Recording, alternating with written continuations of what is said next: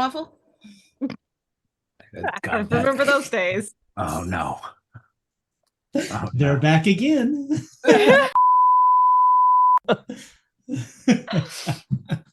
It was fun while it lasted. Well, I Good don't morning. think we're Welcome probably not live, so who cares? to Lawful Stupid RPG and Greyhawk Classic Adventures. Where we left off last time, so many people had died. Rocks fell, everybody died. There were a few still alive. You had We're gonna tortured fix multiple that. people. The group was harassing an old man who, just because he was possessed by something evil for no good reason. When Joseph steps forward, places his hand on the old man's chest, and says, "Tell me where you're from." Everything goes still for a moment. The old man straightens up a bit too far, his spine too straight. His eyes become wells of black ash.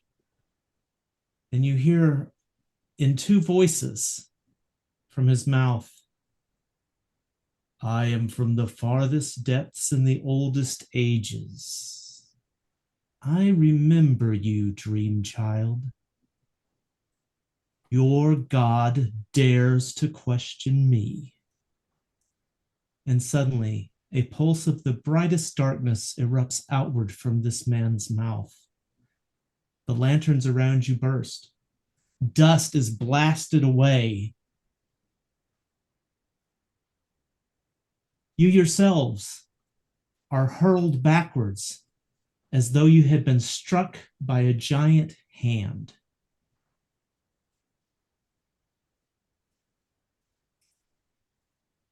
A pause, and a moment later, there is an influx of air and you are dragged back forward across the stone. All the torches, all the candles extinguish. And I need everyone to make a save versus spell, please. What?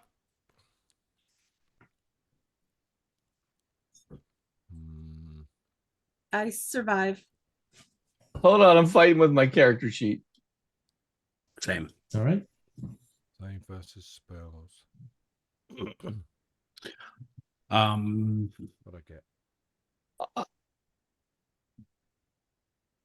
So far, I've got Hamorna failed, Raven passed, No. Dwarf passed, Oh. Gil Also- failed, Chariot Sorry. failed. Fighting with my character sheet. I also have a 15% resistance against magic. Is that already incorporated into my... No, it's not. I'm not sure how you set it up on there, so go ahead and roll it. So just a D100? If you fail, no, go ahead and roll your save. If you fail Oh, it, gotcha. then we'll do a D100 to see if it's effective. Gotcha. Let me, if my character sheet wants to work. Apologies. I give my sister my D6. I'm sorry, what? He's giving Chariot his D6 to roll Okay. so that she can potentially not suck. Roll I a heard 3. system, not sister. So roll a 1 for us, Chariot. Roll a 3. Well, let's Roll a 1 and try to convince him it's a 3. I Ooh, apologize. that I could do. You said spell? Yes. Yes. Spell, yes, sir.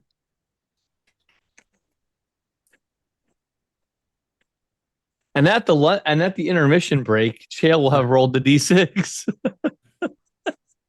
Yes. Good news is All I'm right, not House failed. invisible. Oh, so you rolled a Jill 2, barely Chael? succeeds. Those of you who succeeded take 3 points of damage.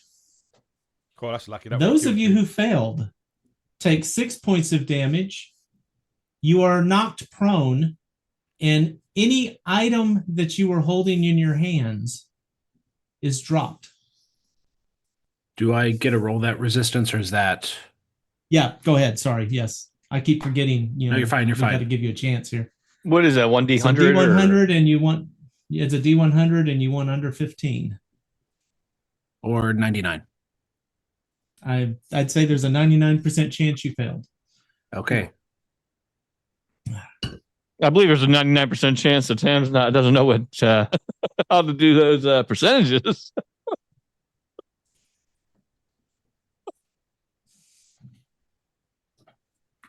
It's going to hurt when those rocks fall on you, Terry. I'm sorry. Yeah. After dealing with my kids with math for their testing the last 2 weeks, at this point, I'm like, somebody at work does there's math wrong, and I'm like, there's some testing going on. All right.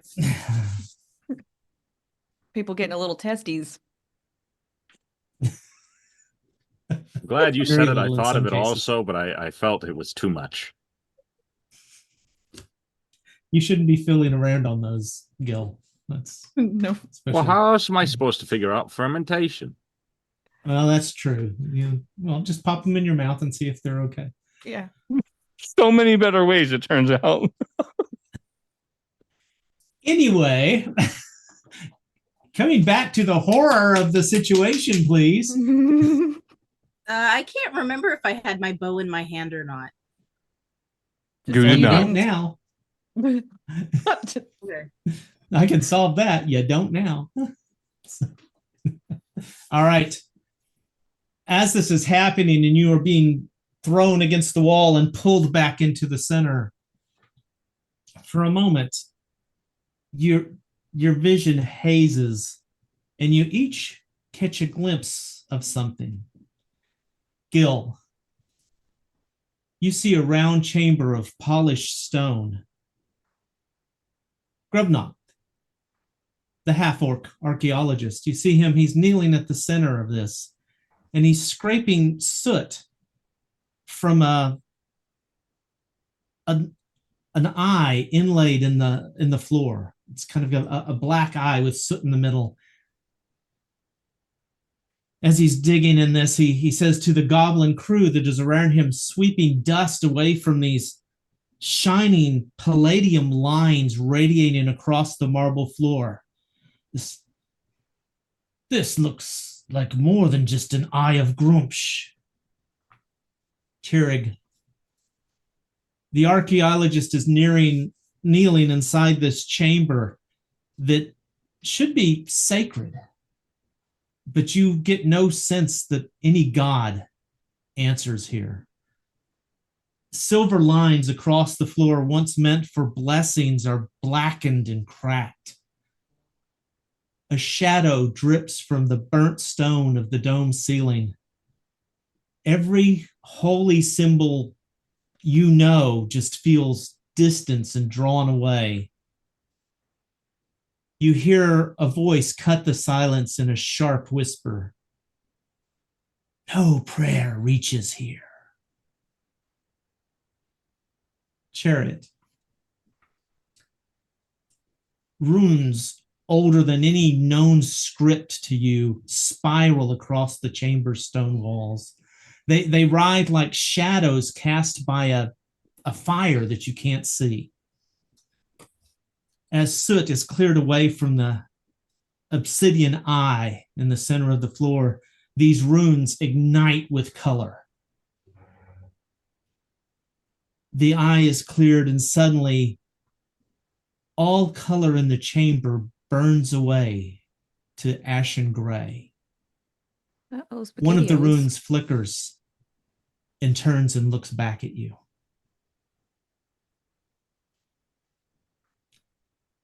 Ravenin, Oh, God. the half-orc glances over his shoulder as he's working and notices the room's silent. It's empty. You can see it across his eyes. He knows he should flee. He hears something behind him, but he chooses greed, maybe pride. Maybe it's some kind of acceptance he's looking for, but he pauses one heartbeat too long. And that heartbeat costs him everything as a dark, shadowy shape falls across the floor. Hamorna, Roots break through and twist violently through the agate walls, as if they're trying to bind the stone against what's coming.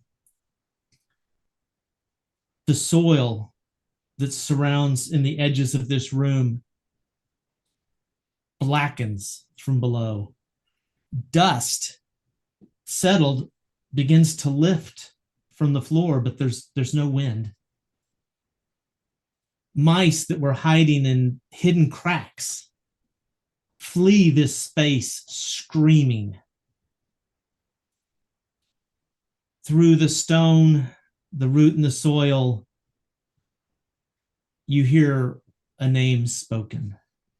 Baz, Ili, Erak. Ulfgar. The archaeologist Basili smiles as the last bit of soot has been scraped away. The obsidian eye reflects, but not his face. Another standing, waiting behind him. The stones groan as this cat-like shadow falls forward into the half-orc, speaking a single phrase. Baz, Ili, Erak.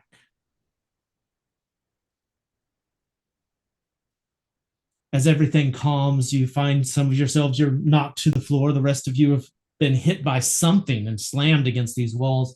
You see as Joseph was hurled down hard, there is blood running from his nose and lips. He's trying to get up, and you can see that his hands are shaking as he tries to stand.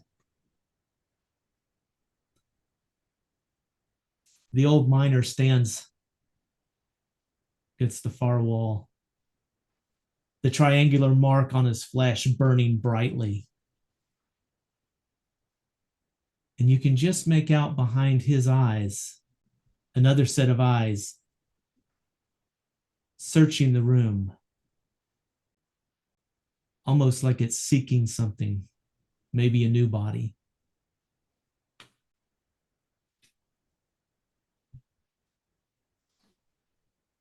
What do you do?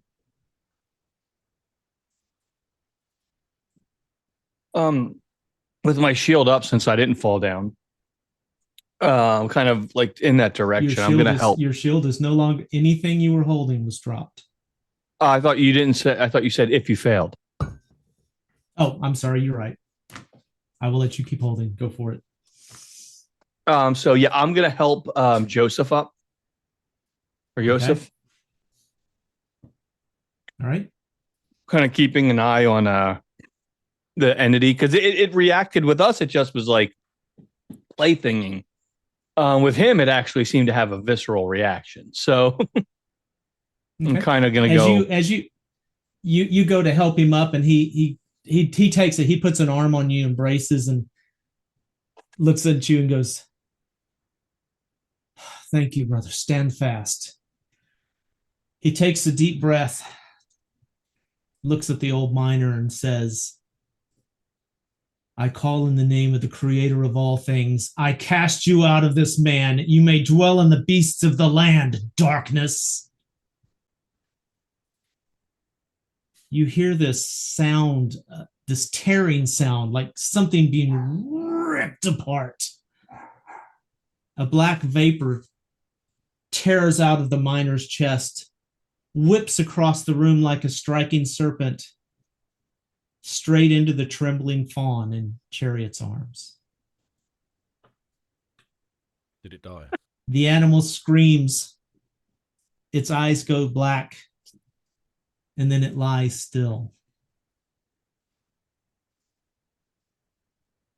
The miner collapses, choking, but still breathing.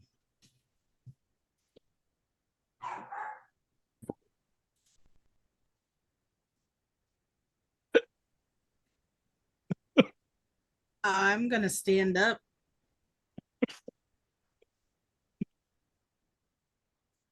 What's the matter, Chelsea? She's so pissed.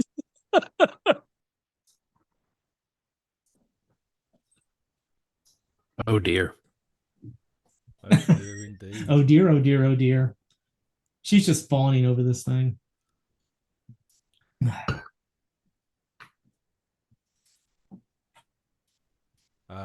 You better move.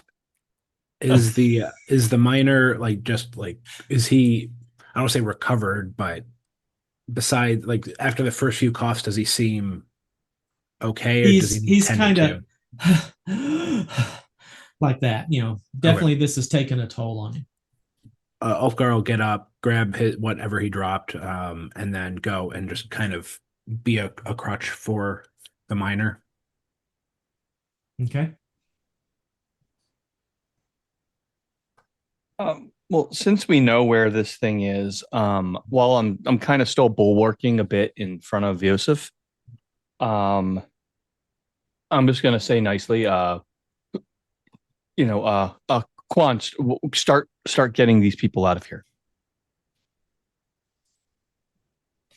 They're all, I'm- you know, the group had been blasted as well, so they're straggling to their feet. And you guys are kind of blocking, even though you were pushed back, you were pulled back to this area. You're blocking the exit from this. Wait, I space thought we as were in the well. guardhouse. No, we hadn't left yet. No, love. That's where you we were will never heading. leave this This cave. happened before. Yeah. The cave of eternity. Session 67. They found another door. And the cave goes on and on. Okay. Wait, I have seen this metaphor. Plato? More like silly putty.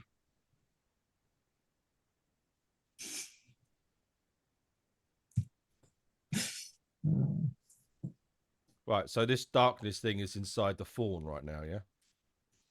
That appears to be the case, yes.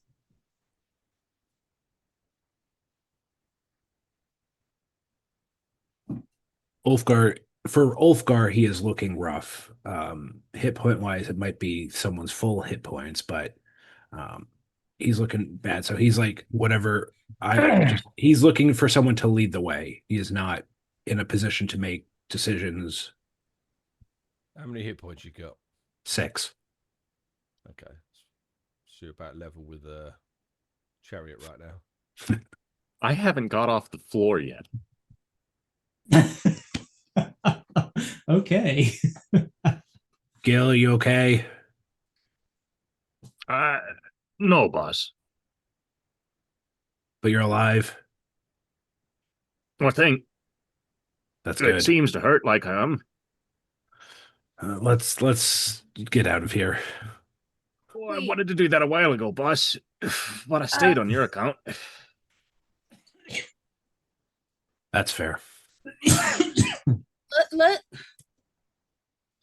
We can't leave yet, but we need to let everyone pass. So let's move this way. Let everybody pass and deal with this thing. What are we meant Again, to do with it? We can't do anything with it. It just jumps to the next thing. And I'll say out loud, well, I mean, you can help me try to get the people that, aren't possessed by evil shadows out of here to limit its options. I mean, that would be high. That'd be helpful, and I appreciate it. I'll step But aside. Yosef Go on, said it- fuck off. Yeah, Yosef said to inhabit the beasts of the land. And right now, all we have is the fawn. He will not be in another person. When you say that, I go, get out of here.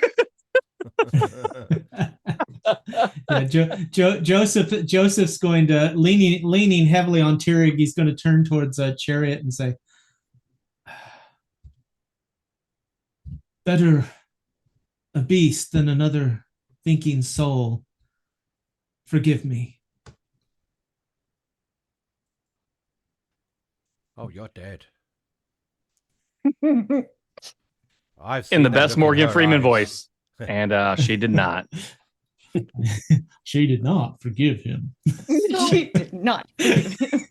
Just one of those stingers pop up. Shale will remember this. For- This is where Chariot learned to lie. So This is the start of her villain arc. Fucking Necromancy. again? Yes, Damn. Simone. So quick. Right back. Yes, Simone. in character, so I saw one thing that looked like it actually did him damage, like the actual shadow thing. And if I put magic into my arrowheads and shot him, it actually hurt him. We might have to do that to your baby deer. Unless you want to raise a giant, deer filled with evil. That's not a good idea. You're not That's gonna a give I up question. mean, how on- much Michelle, you're damage can a talking- deer actually do?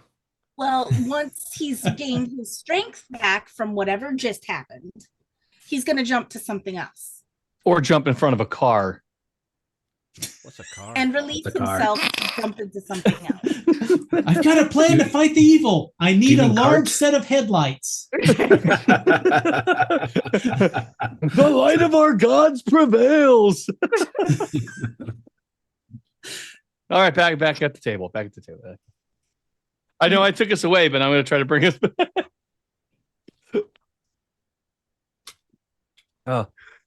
I'm not focused on what they're saying too much. I'm focused on, I'll say, moving around the room with Yosef, kind of like leaning on me, helping people up. My weapon is not in my hand, only my shield is.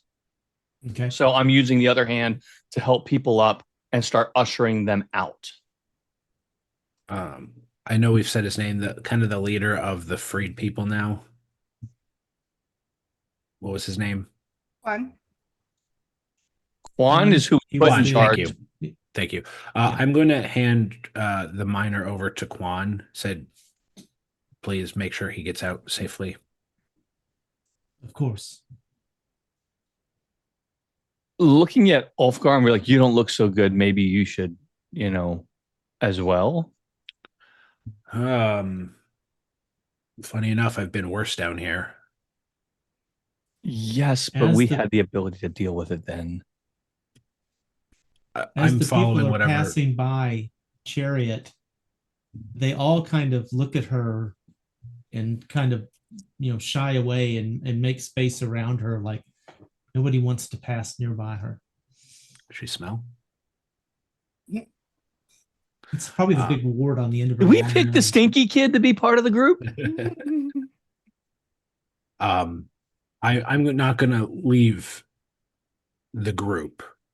I will do whatever we do. I can take precautions wherever we go. But I don't think splitting up from you is a good idea. I'm just trying to help you. That's all, Understood. But yeah, I'm just not in a position to lead anywhere. Oh no, we got Quan for that. He's going to take these nice people out of here. Don't worry about that. Don't worry, you none. What are we gonna do about this deer?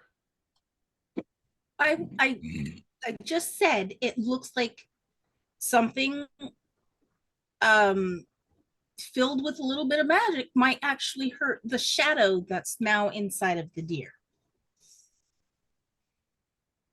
Is the deer currently docile? Well, interestingly, nobody's looked at the deer, including the person holding it inside of her shirt, which is kind of odd. I will say I'm keeping said an one eye on then. it as I'm bulwarking against something as I help people up. That's the something. Yeah. So I You am know the looking Joseph at it dude you're because- carrying, drop him. I'm waiting for the hey. shadow to jump again if it does. I open the door. The deer did not crumble and fall into ashes, so you're already ahead of the game from previous times, Chill. That's a good point. You know what? F it. If it's going to be an evil deer, it's going to be an evil deer. I'm keeping it. You're not Right. attacking my deer. So this the fawn kind of let out that scream and it fell into your shirt, so nobody can really see it but you, because it's right there with you. So what are you going to do? Can't see nothing. You want?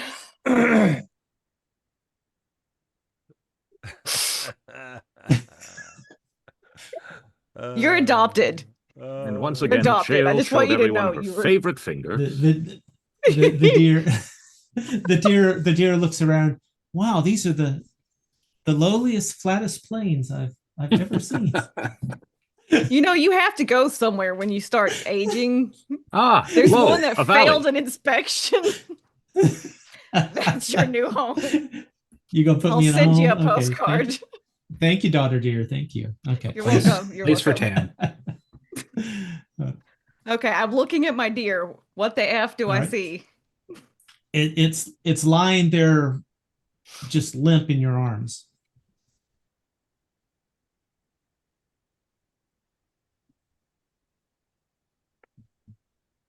That's is it. it dead? Does she have a pulse? Like, she need like deer mouth to mouth?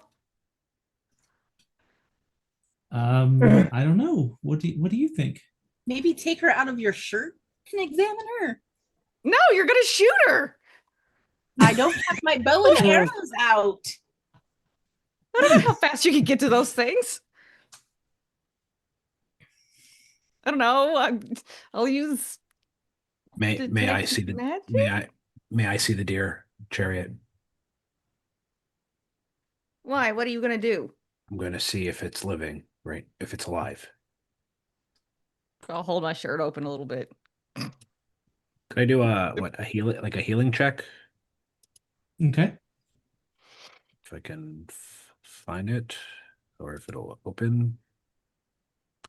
We're doing so well the last few weeks with this character sheet.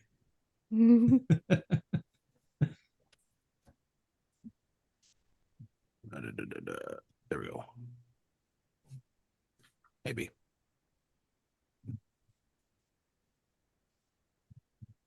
Come on, roll 20. You can do it. I hit the button. I'm just waiting. There we go. Yep, there it goes. No, Just a little bit of I lag. do have no idea if this deer is living or dead. I'm gonna give you a little something on that. You can't do anything to improve its state, but you can tell it's not dead. It's listless.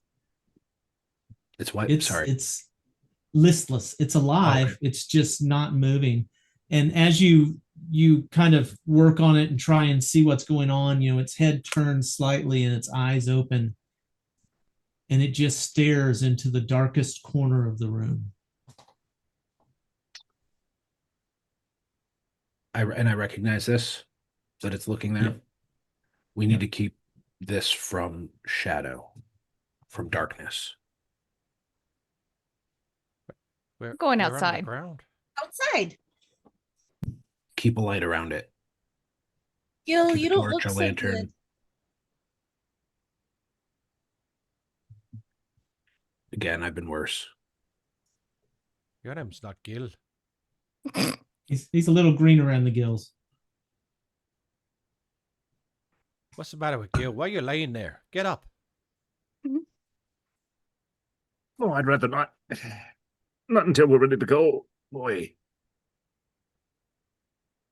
I think we're ready to go. Here, let me help you up. I want to go over to him and try to help him up in my teeny tiny little shape. And I'm also going to cure light wounds on him. You So- grab the top of his helmet and begin to flap your wings as hard as you can as it's trying to pull him up from the ground.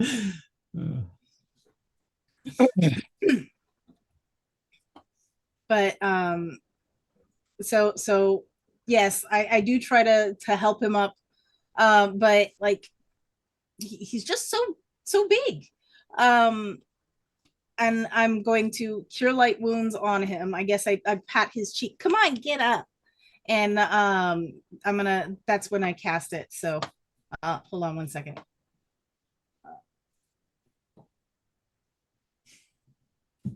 D8.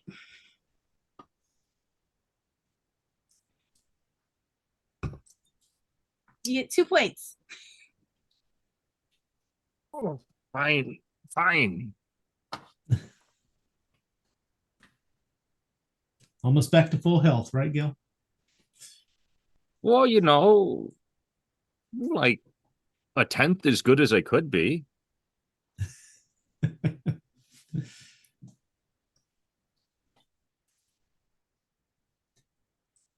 Joseph is going to kind of stretch a little bit and go, thank you, Tirig. I think I'm okay. Did anyone see what became of Nestor? Did he go out with the others?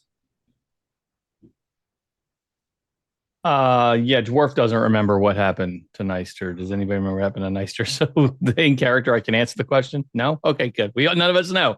He was by Nah, I Chariot. didn't. All right, that's I'll right. just. He was next to Chariot.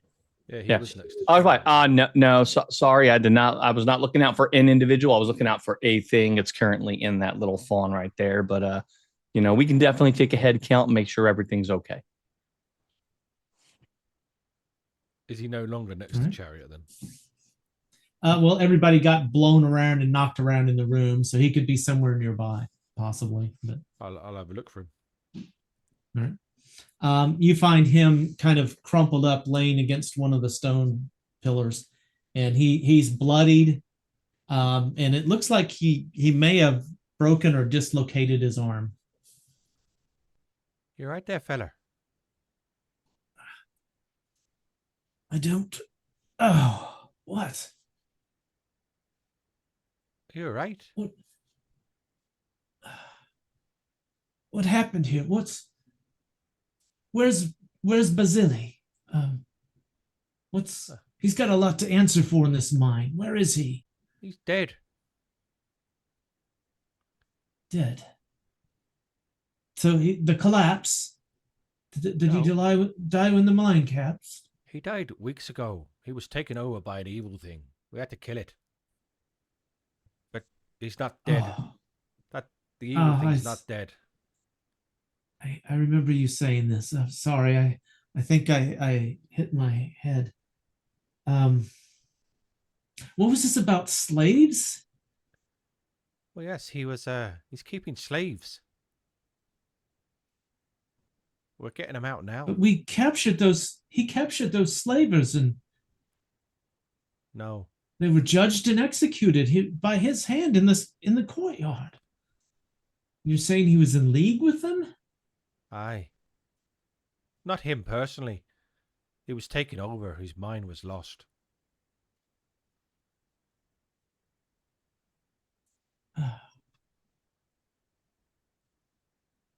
So is there anyone left?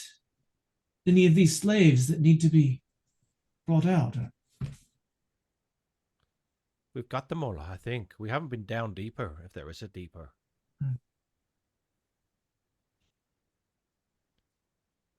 Hearing your voices, Joseph's going to kind of scrabble his way back that way, leaning against the wall.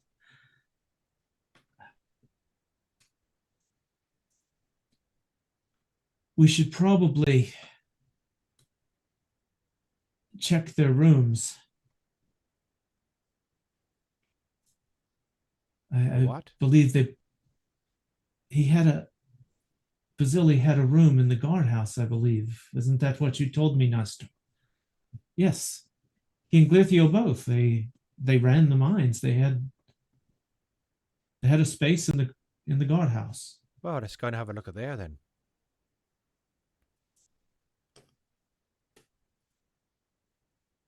Joseph is going to walk over, and in as bad a shape as he is going to attempt to help Neister to his feet.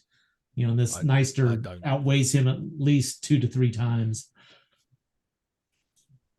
Are you good? Do you want some more help? Tarek. Yeah, what can I do for you? I'm trying to get everybody out. These need help up. All right, I'll leave Yosef. I mean, he seems fine now. I'm not giving him a rag. I don't have one to wipe his face. I'll go over and start helping more people. All right. I mean, the evil's So- still in the fawn, right? Aye. Yeah, and the fawn's in with Ulfgar at the moment. But it's sleeping. he's It's just, Still in my checking shirt. over. it's just a baby. Well, yeah, there you go. That makes perfect sense. Don't got to fear the baby evil. We got to fear the big evil. Got it. All right. Well, I mean, we can go with that. I'm going to start helping people up then. I'm going to start helping people up and every now and then looking over at sleeping evil baby deer. Yeah, I'm going outside where the sun is. Deuces. No, you get All back right. here with your evil deer. Nope. I'm just like, F you guys. Mostly F Joseph. As you make your way out into the sunlight, the deer nestles itself deeper, trying to get out of the sun. I still go outside.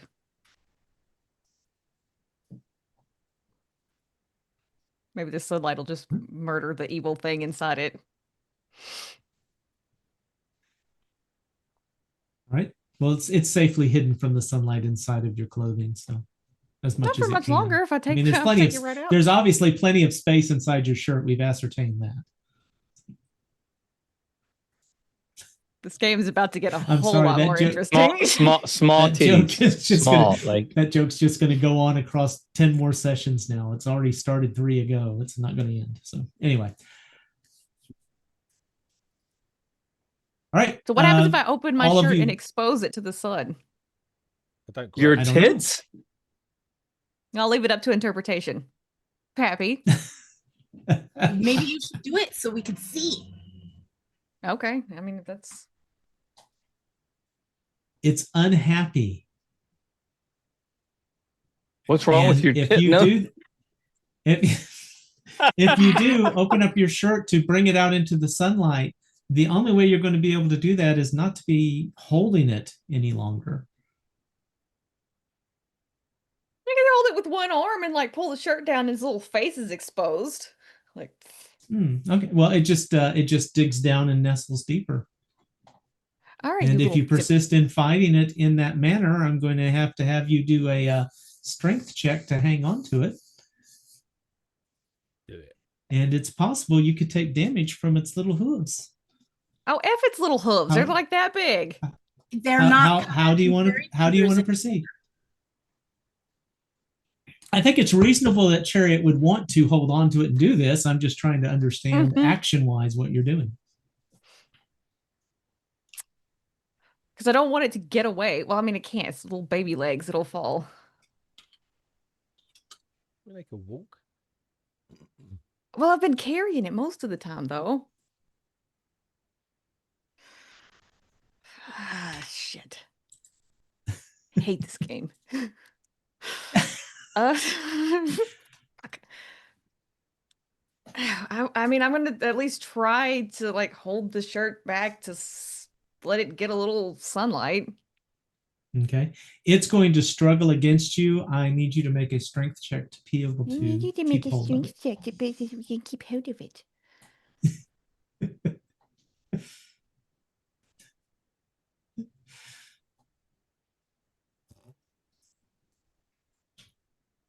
I rolled something. I don't know. I don't know in this game if that's good or bad. You rolled a horrible feat of strength. The deer breaks free from your arms, falls out of your shirt, hits the ground, gets up, and begins to run out of the quarry.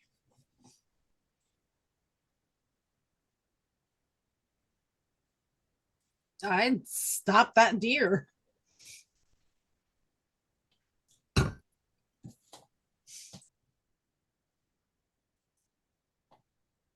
Can I? Well, I don't have a. I don't think I have any spells left.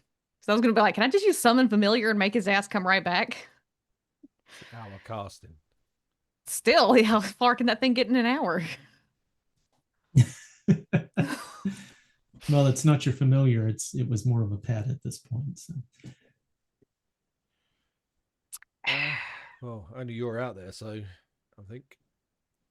Well, there's several. I mean, Quan had been taking the injured and the slaves out. There were those workers, all the miners who had come with Joseph. They're out there. So there's a group of people out there. Absolutely. but it's up to Chariot to You've take got an another action web at this left. point. Oh, yeah, that's right. A web his ass. Yep.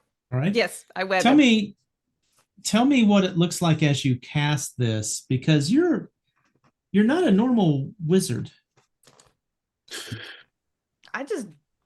There we go. That's fucking Spider-Man. And as the web grabs them, I hurl my shield. Fuck it, we're building the Avengers.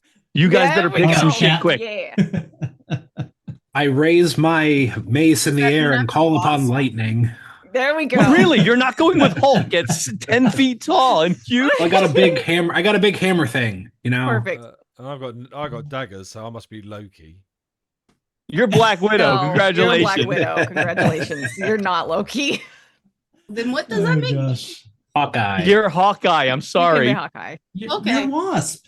You're the Or Wasp. what? Yeah, Wasp. Yeah, Oh, yeah. that makes sense. You know, that one fits. So. And then Tin's Iron Man Yeah. Okay, perfect. We You have know- to- because of the way the helmet goes. Dunk. Yeah. Punk. Oh. All right, boys, we're ready to do this now. Anyway, are you casting? Yes, web? I'm casting web to try to stop the deer from Okay. getting away. All right. So you do this, and it's going to cover this area where there are many of the slaves, Awesome. some of the mine workers. But you cast this, and it just spreads out and covers this area. Good. Now let It does poor capture little the deer. It does capture the deer, and at least 12 other people are tied up in this all of a sudden. Some of them, being the former slaves, not knowing what's going on, begin to scream in terror. Calm down. It'll go away in a minute. I just didn't want the deer to get away. If you struggle, you'll get more tangled up in it. Stop moving. And I just walk past as I go try to get my deer. She's a witch. Shut it. You do hear some things like this. It's a wizard. Whatever. Those things exist. All right. So you are you immune to the effects of your web spell? No.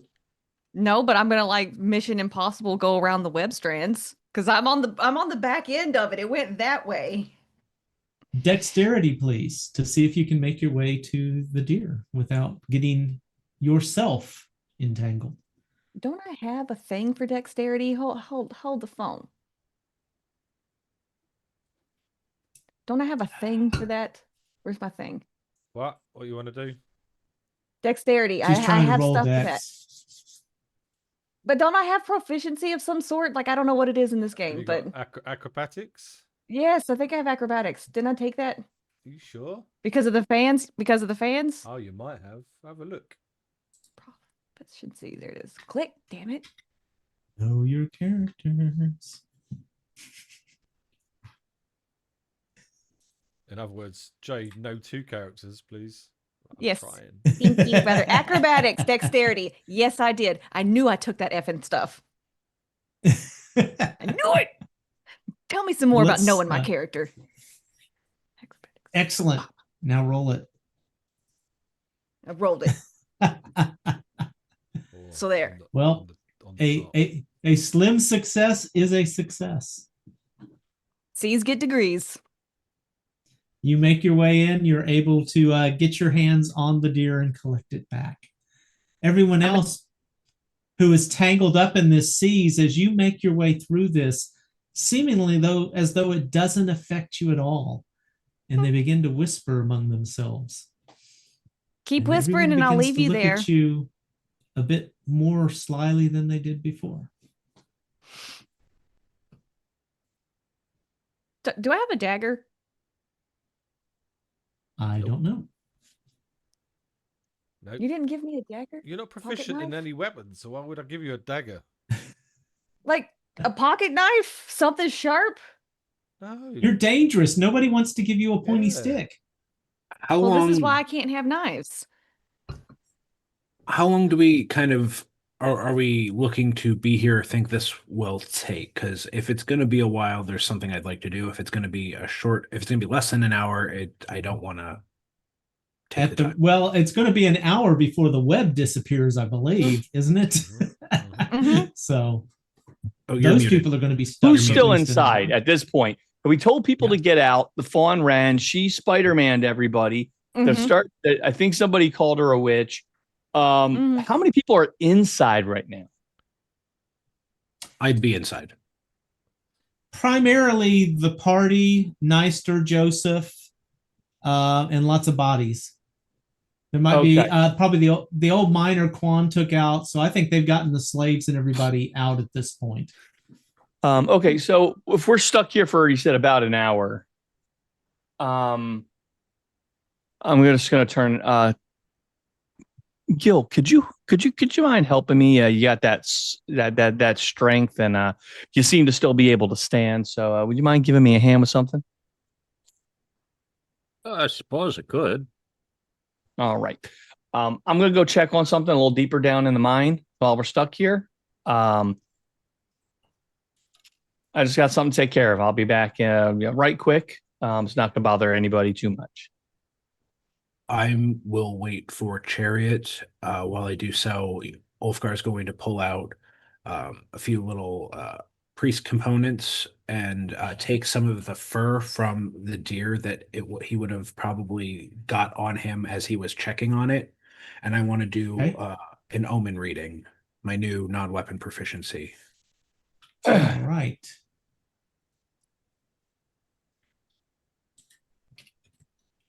And how long does that take to An hour. perform? That's why I asked. Okay, it's a full hour. Maybe we Okay. should do that outside. I mean, I just need the stuff. I don't think I need to necessarily do it outside. I'd rather be cut between party members and not split up too much. Mhm. Well, if they're going deeper, so I should probably. I'm gonna shapeshift and I'm gonna polymorph into a bear. I'm gonna follow them, That's a good idea. and I follow Tyrig and Gil. Revenant, are you going to go with them or stay here and wait for your sister? No, I'll stay with my sister. I don't know what she's doing out there. I'm gonna go check. If What Neister the and Wow. He tried to run lovely. away. I'll stay with Joseph and Neister then here, unless Okay. Neister wants to leave with everyone else, but I'd stay with Joseph. Well, they actually recommended going to the guardhouse, so they Oh. know which rooms that you're looking to go to. Gotcha. Understood. So I think they would probably be going with whomever is leaving to go to the guardhouse. Gotcha. May I make my omen read check? Absolutely. Now, well, first I need to know what are you asking, because this is kind of like an augury type of thing, and I need to know what you're looking for, and you get kind of a yay or nay type of an answer. I want to know wheel or woe. If essentially if a good outcome will come from killing the deer. Okay. Essentially, is killing the deer going to provide the outcome we want, or will the problem continue? Well, yeah, what that you want, you're going to have to define what you want. I guess then. So will the entity be destroyed if we kill the deer? Okay. So if we kill the deer, will this be beneficial towards removing the evil entity or not? Something like that? From existence. Because that's the problem, is it's more of, will our action bring good or bring bad, not a specific. Okay, yes, yes. Will killing the deer bring a good outcome? Okay. Overall. Relative to right. Yeah. All right. That's why I wanted the deer hair. Will it jump to? Yep. Oh, son of a gun. This stupid character sheet. Now I have a. Oh man, I It's not forgot Goat was in stupid, the it's room. He could have advanced. cast it into Goat. That's why he said get out of here. That's why dwarves like get out of here. Darn, if I'd only known that, it might not I have gone currently into the have wand. a. You know, Uh, No, your I honestly, I was a character bit surprised too because Goat has been there the whole time, and somehow, just this thing will not. This goat refuse. This ram refuses to die. Like he is like immortal at Yeah, this he's point. been I think 10 he's feet the away boss, from death guys. this whole That time. might be the BBEG.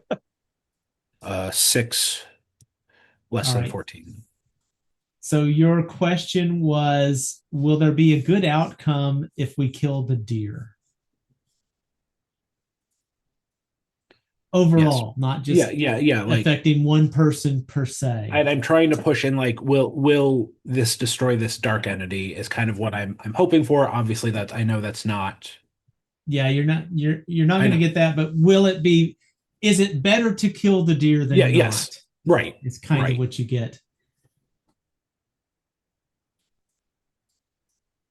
And you get the impression, the first impression you get is it could go either way.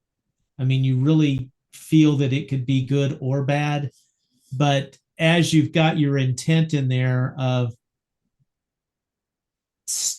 long-term stopping the darkness, you get a very good feeling about that.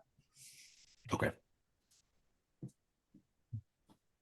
Ulfgar does not feel good about that in a personal sense, but understands what it means.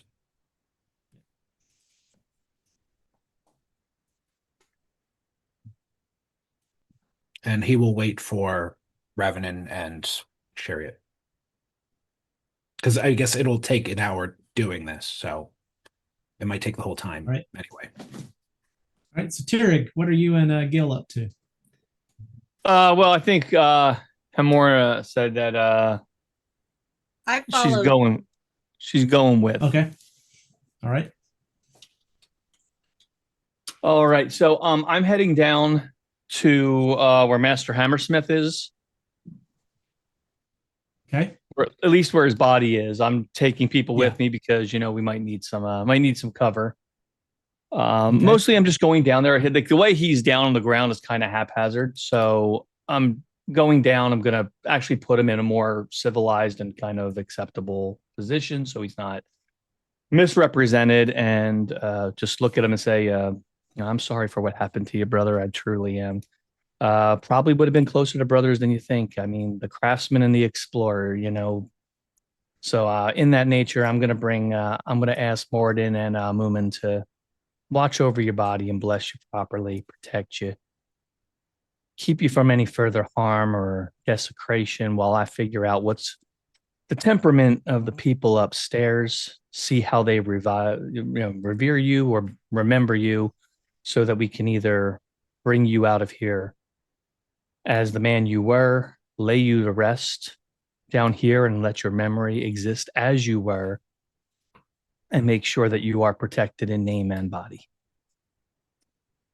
Gods, please watch over this child and allow his goods to permeate beyond this place and let his evils lie within this cold, dark earth.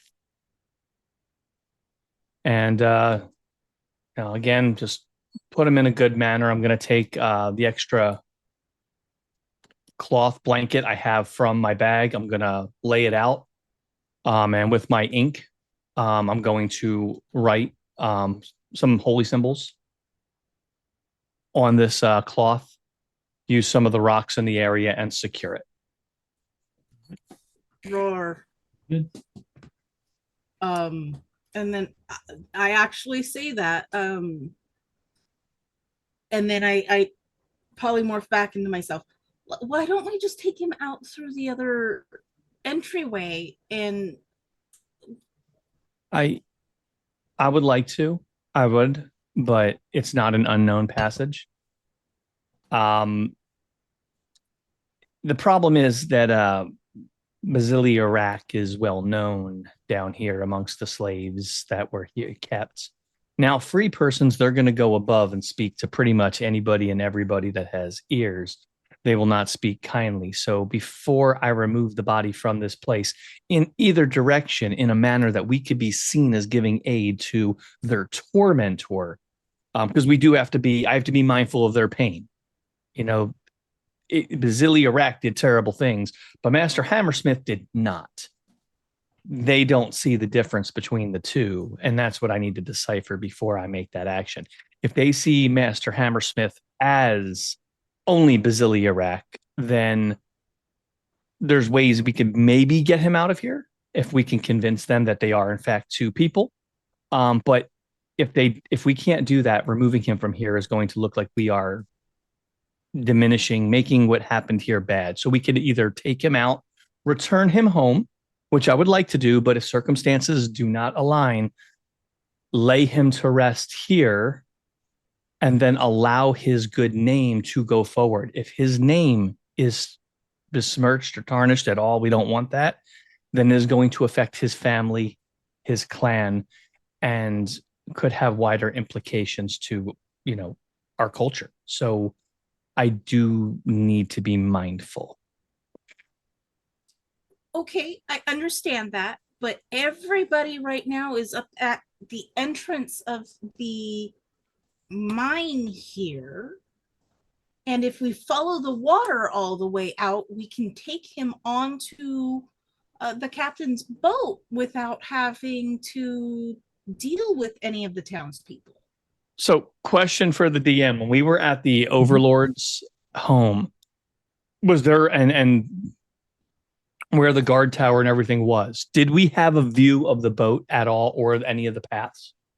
No, once you had to go up a long trail that it branched off to the left to go to the quarry. You had the small township, and then the Overlord's place was quite a ways down. Okay. On the other side of a tree line. So there was, from anywhere here, you don't have a real clear view of the docks. Could you go ahead and check the path, make sure no one's on it? Because if I recall, there were people that were coming that direction that were sent down because of noise. I don't know that there's not people still over that way. Yeah. I'm going to. I need one of your lanterns. Did I grab one for myself? No, wait. I grabbed one for myself, and I'm gonna light my lantern. Yeah. You got a beacon of light. And I'll go down through the maze, I guess, to check and see if there's anybody in the lower tunnels and make sure the way to the water is clear. All right, Tam, do I have from what I was reading in his book when I was going through? Does it give any mention of where he's from? It does, and I'm going to have to look it up because I don't have it in front of me right now. But we could just, but for the sake of argument, we could say I do know where he's supposed to go. Yeah. Okay. Yeah. Yep. So with that being, with her checking, I'm going to take that large blanket I had, and I'm actually going to wrap him properly. Use some of my rope, and secure it so that way nobody. I mean, it's pretty obvious who's in it. It's a dwarf. Wasn't a plethora of dead dwarves down here. Oh, before I leave, you could you can add blankets or something to his feet or to his head to make him seem taller. Well, I got one more blanket. I don't know how many more how I can. Okay, I'll find some stuff. Blanket. There's rocks here. Just tie up a rock. That's right. We can make rocks, it heavier. There's goblin skulls. There's. I think I appreciate the voice from on high telling me about the goblin remains, but we'll use some rocks. Plus, as an archaeologist, probably the closest thing we could put him to what he loves. So, okay. You can use my pouches, and I take off my 2 messenger bag pouches, and I hand them over. Okay, all right, so I'll take. I'm not going to use them. I'll decline those, but then I'll just remove the blanket, put the blanket down. Gil, if you'd help me lift him and put him on this, that way we could put the rocks in and they'll stay settled instead of falling out through the openings that'll be on the top now. Okay. And at that point, I do leave. Okay. And we will wait for her to let us know that the way is clear.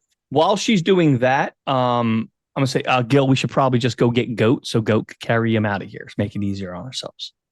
Well, on the subject, go. I stand to make some money if I can find out what those saddles were for. Well, saddles are I'm- for riding.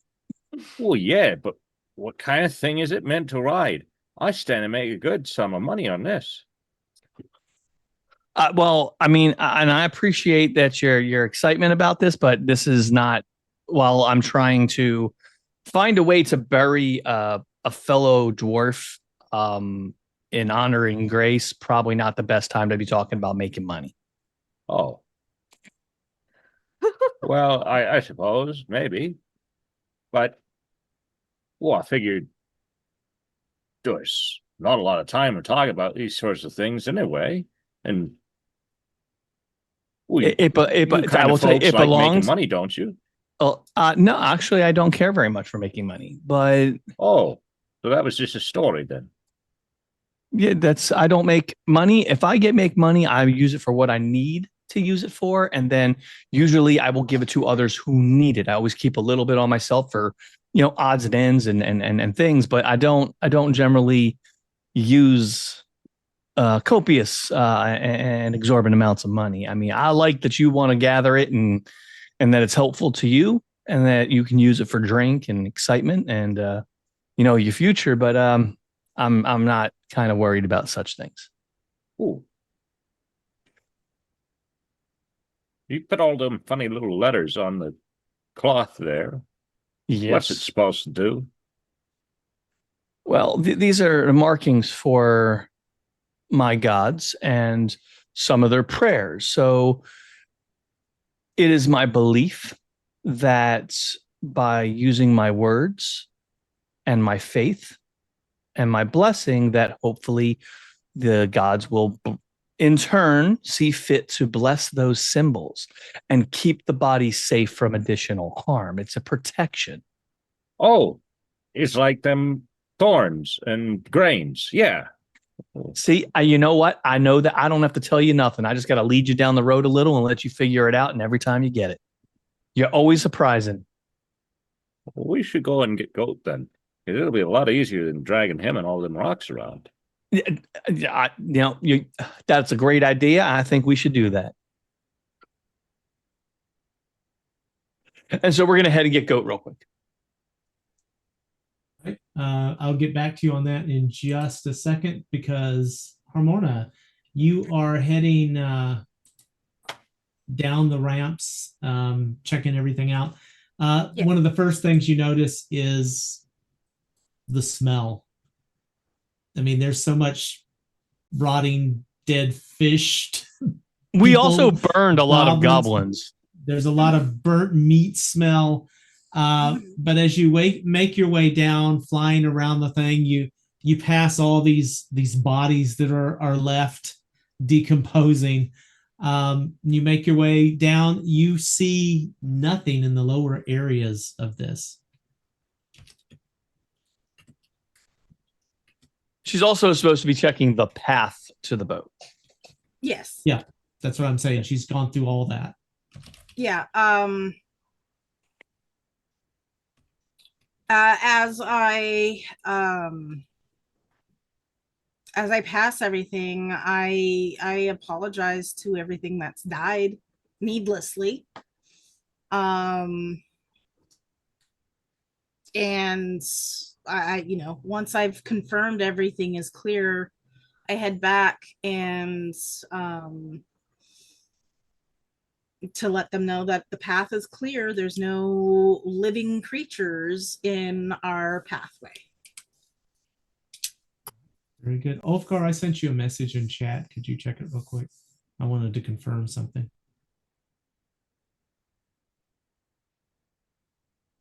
Zoom chat. I think we did. Okay. As Tirig and Gil are getting ready to make their way back upstairs, they hear a faint noise, especially Tyrion. You've got that observant. You're going to pick up these things echoing through. You hear this, hello, help. Hello. All right. I'll follow the voice. I actually know what this is, but Gil don't. You follow this back into the area where all the slaves had been kept. Yeah. Where that door is now broken and jarred open, and there's this bugbear manacled to the wall. Help! I'm sorry. Do I have to? Please don't kill me. No, friend. Not going to kill you. Everybody went out the front. Do you know how to get out of the back? The back? You mean across the water? Out. Oh, the water. I can't swim. There's a boat. We'll take you across in a boat. You're going to be okay. Okay. You'll let me go? Yes, we told you we'd let you go. Right now, everybody's being led to safety. Now it's time for your safety. So we're going to let you go as well. But I don't want you to go the other way that everybody else went, because they could be quite angry and they're going to be in a bad way and they're going to want to hurt you. And we don't want you hurt now, do we? Understood. No problem. Yeah, you did pretty well, you know. Everybody else in here, not so much. What? I'll release him. And thank you, friend. What is your name? Oh, you know what? You can call me Tyr. Tyr. Well, I'm Tinhead. He'll clasp onto your shoulders in this greeting, and I am Grukar. I owe you my life for not leaving me here. If ever I can repay. Oh, my only one is that you live the best life you can live, and you stay safe. Come on, let's get out of here. We're gonna leave right now. Is there anybody else back here? Were you good? I was the last. I felt I was left alone and would be here till my death. Oh, all right. Well, if you're it, then and I'm gonna say I'm a quick look around. I don't hear any voices or see anything. Unless nope. Okay. I'm sorry, right. What was that, Ramona? I didn't catch that. I was gonna say, how long did that take? Because depending on how long it takes for me to get through to the water and how they're dealt with that, then I don't know. Yeah, I'm gonna say all this, Barrow, your travel down, coming back, the rescue and everything.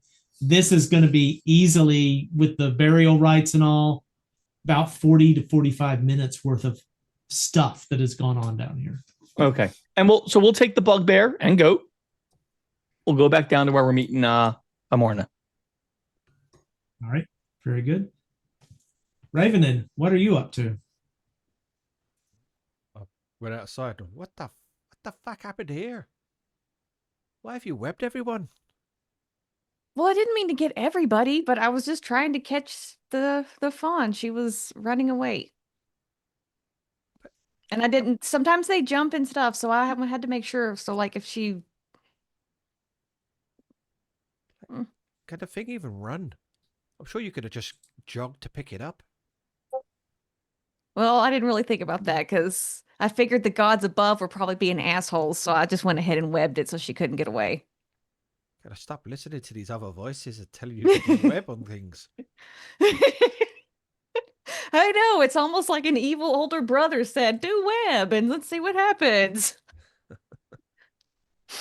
What are you looking at? I told everybody not to worry. It'll go away. I see people staring and whispering. What are you talking about? I don't have anything sharp to cut them with, so What, those they're people? just gonna have to sit there for the hour. I mean, I could cut them after everything, but Why? What have they said? You could just burn the web, I guess. You know. What have they said to you? Whoosh. Because I just, it's so fucking terrible. Well, yeah. I mean, why are you whining? You were only on fire a little bit.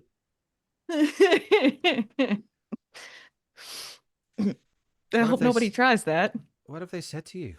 Why are they upset with you? I think because I accidentally webbed them. I'll walk over to them. Can you not break out of there?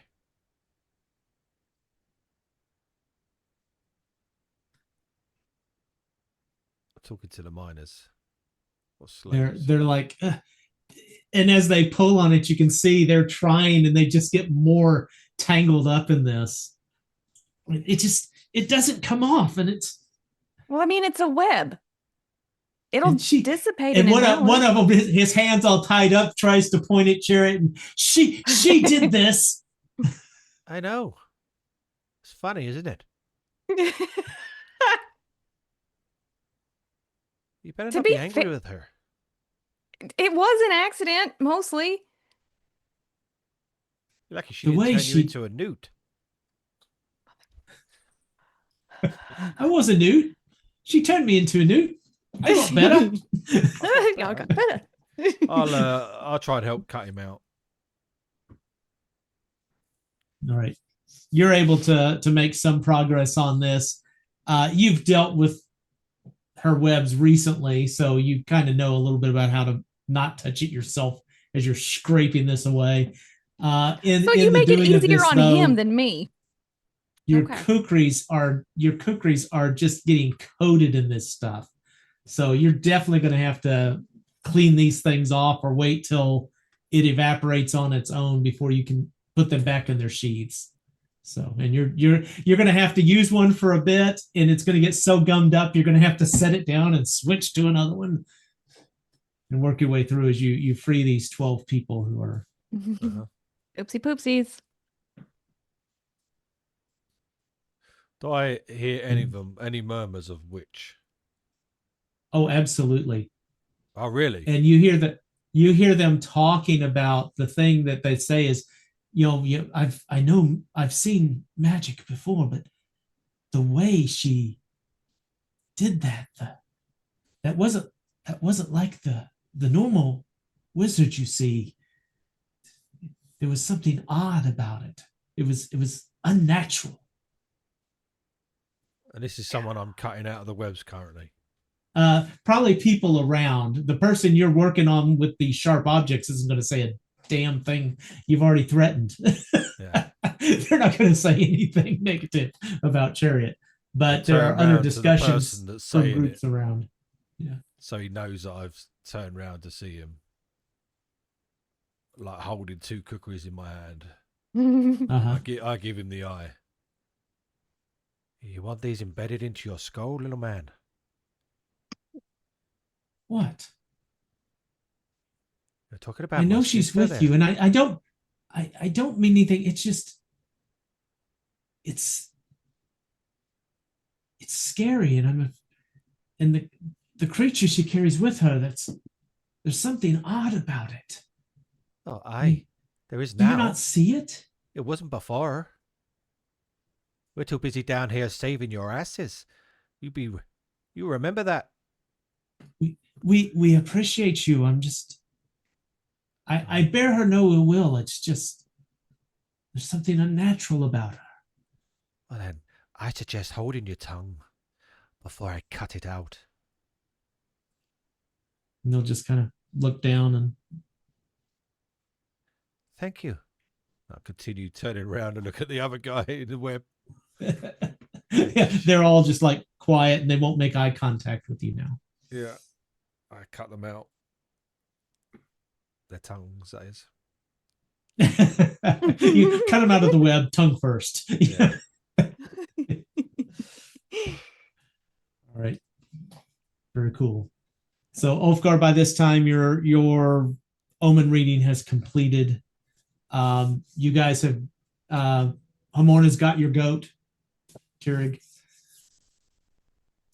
And actually, Grukar is more than willing to help you with all this. It's kind of like he's acting almost like a servant to you, looking to you for what you want him to do.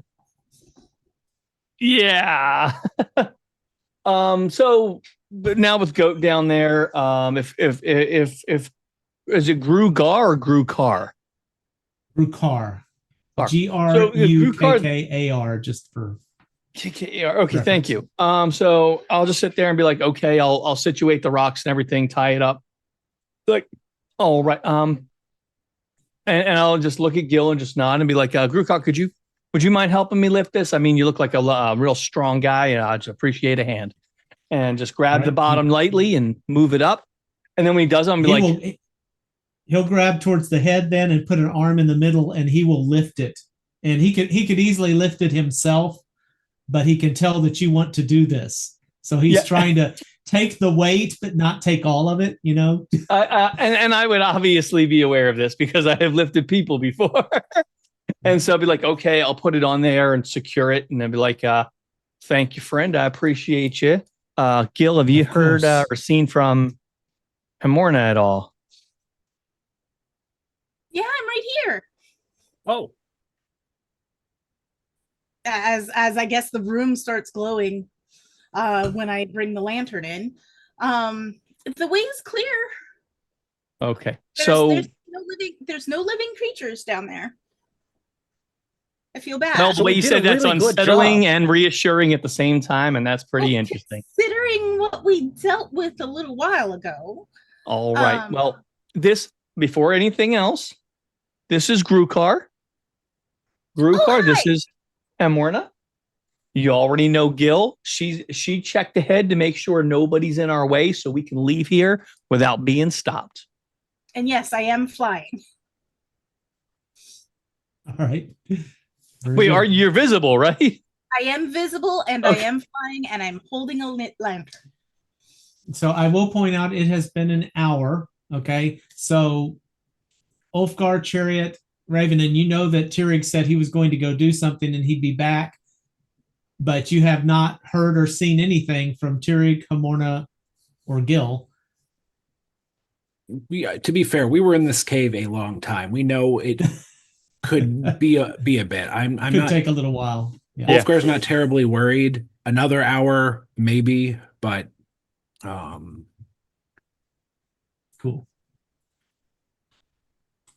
So I'll say once we get that, we're going to work our way down to that boat. I will point out on the boat, I'm going to let Grukar sit more directly towards the middle so he's more secure and safe because I know he can't swim and doesn't like water. Okay. And then we're going to go across. We're going to nicely take this down. So I'm going to talk. Grukar, do you live here on this here, or do you need to go across the across to High Point? I'm from way down in the Orc territories in the Pomarsh. Not Highport though. But further south than that. Yes. All right. So we're taking this body to a boat. So what I'm going to do is I have a little bit of money on me. I'm going to give it to the captain to pay for your voyage back down south. On a ship. It's a big ship. It's a big ship, but there's no other way I know to go south and then across. Do you know a different way? I can travel past the woods. I'll stay on the soil. Oh, if that's what you want to do, then I want you to do that. Thank you. So I guess we go across the little water in the cave without issue, or Yep, no problem at all. Okay, so once we get there's nothing living here now. Listen, I don't trust you. You're the DM. You're inherently the thing we're playing against. So once we get to the mouth of the cave, I'll tell them, all right, well, this is where you can go wherever you want to go. We're going to head down to the boat, but and I'll extend my arm like this to shake his hand. All right. And once he will does, shake I'll. yours and- I shall remember you for forever, Tyr. Oh, I appreciate that. Just remember the good and then continue to do good for others. That's the best way you can always be. You never know the kind of friends you're going to make along the way. And you can always send for me. The goblins, the bugbears, the hobgoblins, the orcs. They can find me. If you find a need, Grukar will be there for you. If I have great need, do not worry. I will call for you. All right. Likewise, I would like to say, if you likewise are in need of help, they're just put out the word that you're looking for me, and it'll find a way. Word finds a way to cross the land real easy, and I'll come to where you are, and we'll help you out. All right. With that, he is going to climb up the bank quite nimbly for somebody so big, and heading south. Safe travels. That was really very beautiful, but maybe the two of you should get a room, huh? Well, listen, Gil, being kind and helping people realize their best selves, never a bad thing. No, I'm just saying you really got together very well. Just call for me and I'll be there. Oh.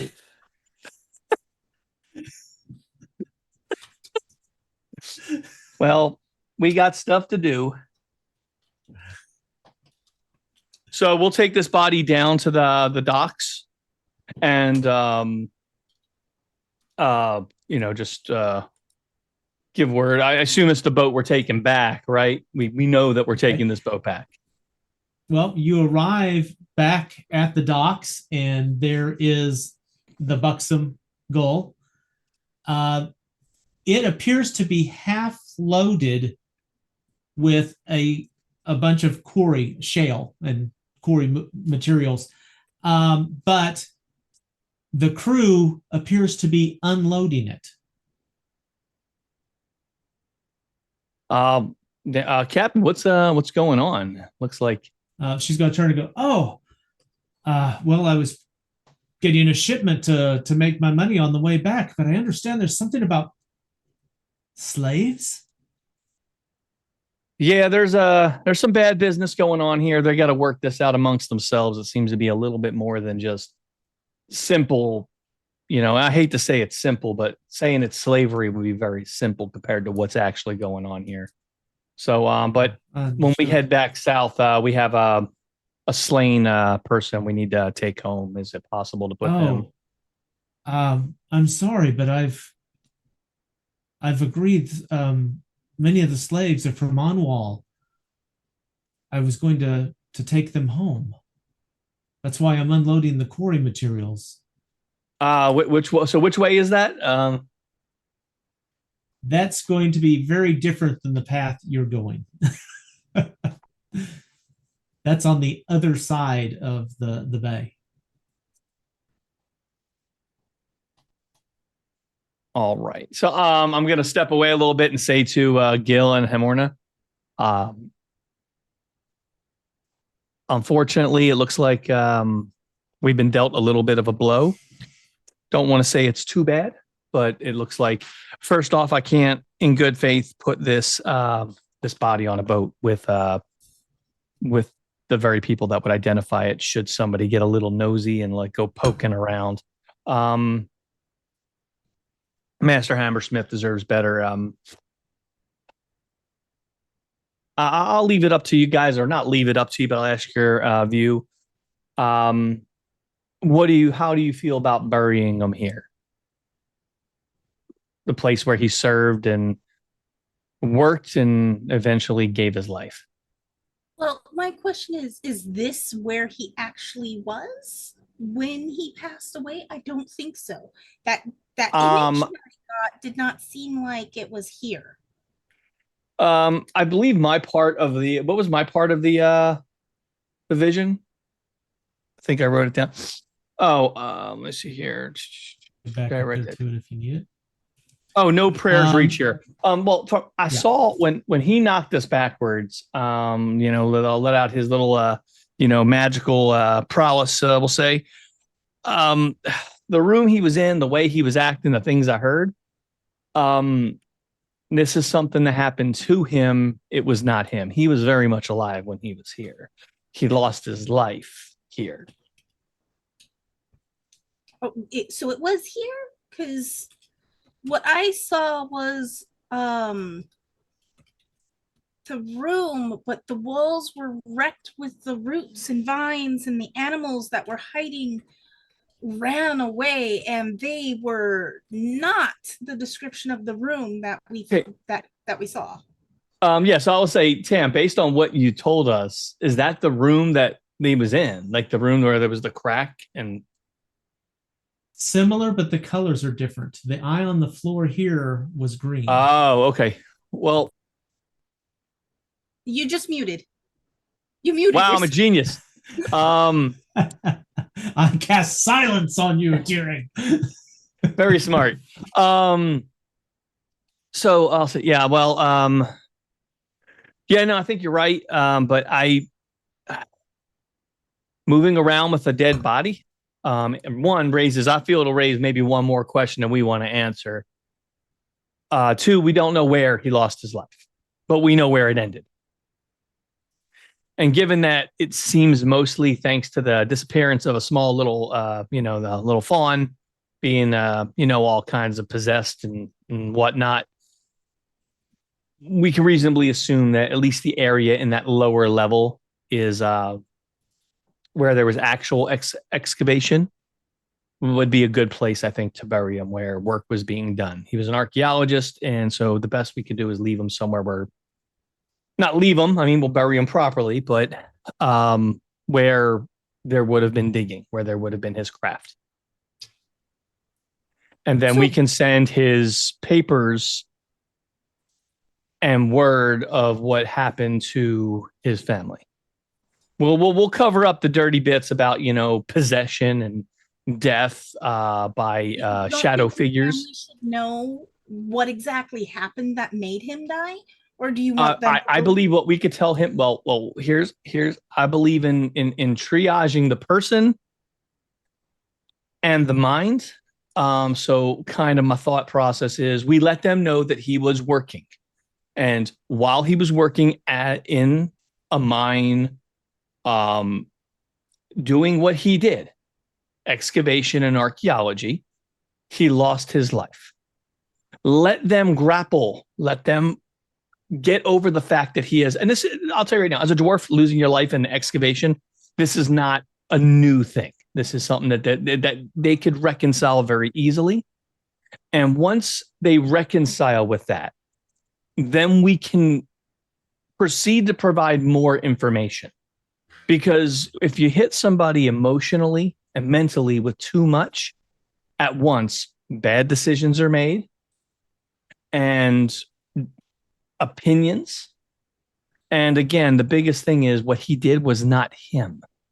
And so we want to make sure that they remember who he was, what he did, and how we conducted himself before we introduce the fact that these are some terrible things that were done using his body. So my next question, and Gil, please feel free to jump in at any time. My next question is, do we want to bury him inside where there's active excavation, or do we want to bury him maybe in an area near the excavation? I was gonna do inside near where the boats were. Like we could go in a room or two, dig deep. We got some pretty good muscle here. I'm not the strongest man, but Gil here is. We could dig a pretty deep hole there, and since it's an entryway into the location, very rarely are they going to do too much damage to that. Go ahead. Are you still? I'm just curious. Did you move away from the captain? We moved. I said we moved away. Away. Okay. I did say we moved away. Yeah. Sitting there, be like, oh wow, you're taking the slaves there. Hey, we're gonna bury a body. No, we moved away. We're out of earshot. We moved. That's why I even said, okay, we're gonna move away, because we're not gonna talk about it. Yeah. So it would be inside. So because I do want him to be in an area. I want him to be in an enclosed mine or a mountain. I want him to be where his heart was. And I mean, that's a big thing for me, is making sure that he's right with the gods and right with himself in his final moments here, or at least the final moments he's being blessed with. Okay, that I can understand. I wouldn't say the level that the water is, because it looks like if you were to dig too deep, it will fill with more water because of how many pools were in there. I was thinking we dig at a diagonal away from the water, and that way it'll be more under some of the rock face, but still secure enough that nobody's going to go looking. We could do it in one of the darker corners off to the side. Okay, yeah, that sounds good to me. What do you think, Gil? Well, I think it's an awful lot of pomp and circumstance for a bag of bones. But everybody's got their own way of doing things, I guess. All right, so we're going to start doing that. We're going to dig down at an angle, so we're not going super deep, like 6. So you're going first. You're making your way back into the caverns. We're going to go back into the Right. cavern. We're going to cross the Okay. water. We're going to dig down and over. So underneath the rock. You have this whole big area down there. You have the place where all the bodies were of, that had the ghouls in the room, but there are all those bodies in there.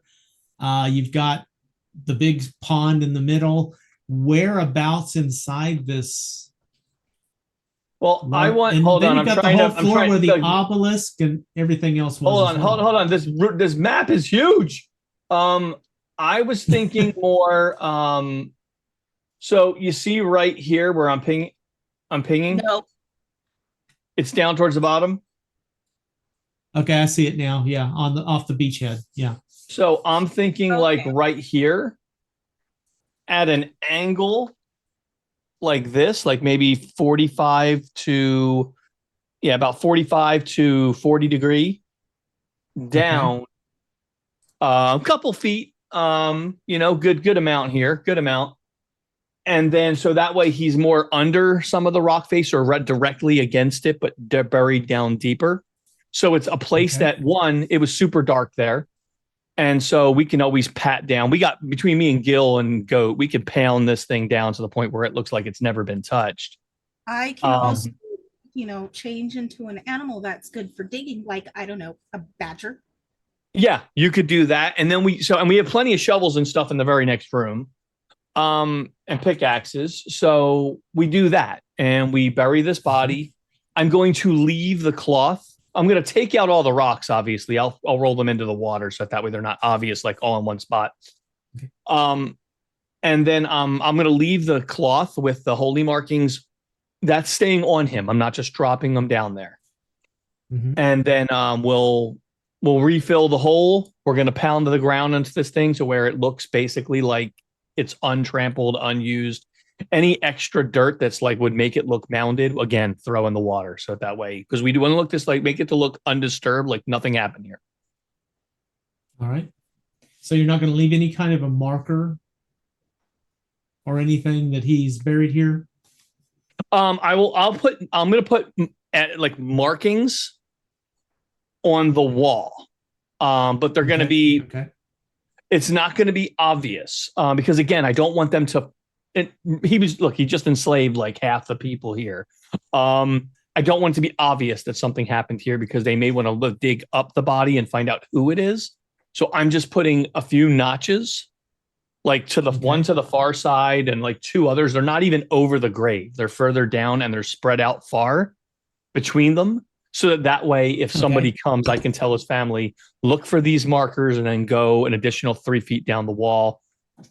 This is what happened to him. So by the time I tell his family what truly happened about the possession and the slavery and all those things, they understand why it's unmarked, because that way he won't be disturbed.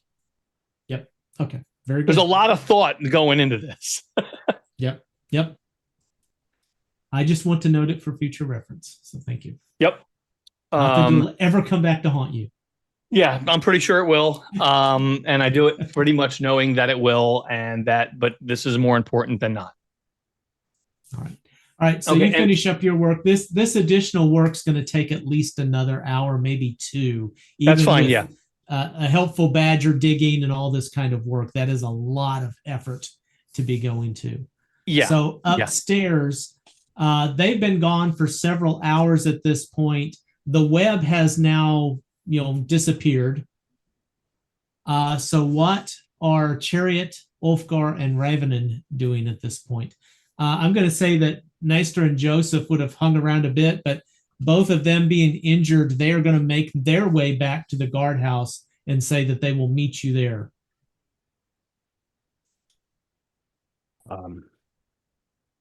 Maybe it's good we have a moment, the three of us. Chariot, may I speak with you? And that's not to say, Ravenin, you can't be there, but Chariot, may we talk? Yeah, sure. I'm assuming she's clinging tightly to the deer. Plus, tried to escape, so yes. He's hanging on for dear life. Shut up.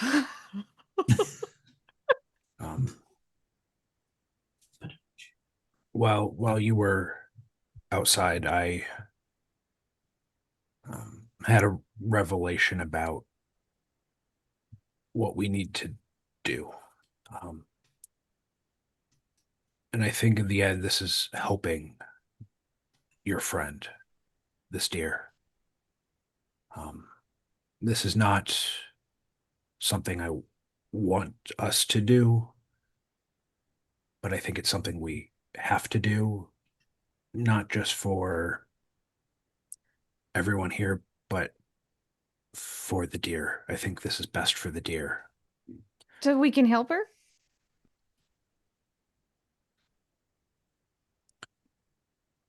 I think what I'm thinking is helping, but it's not something you'll want to do.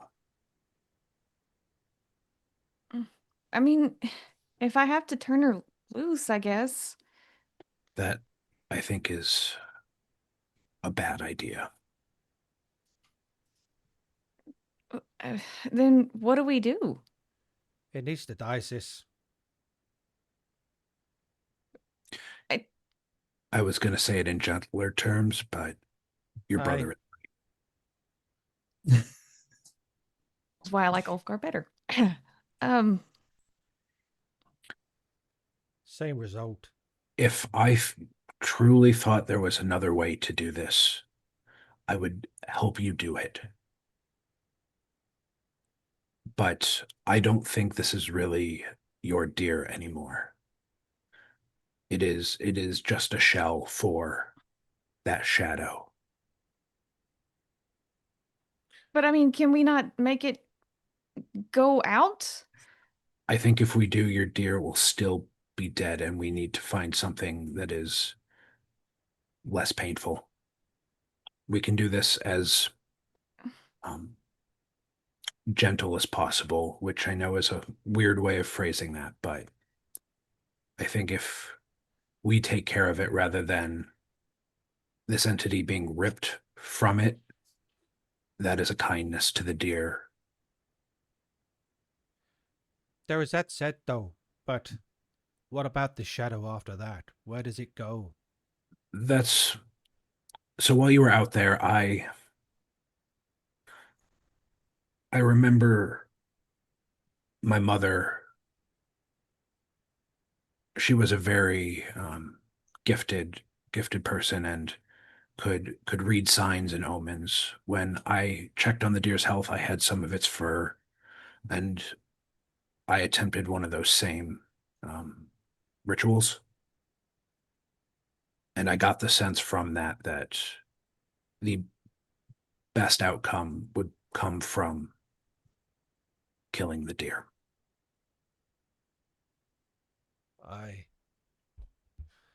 But the problem is, the shadow will then jump to the next thing around. We've seen it.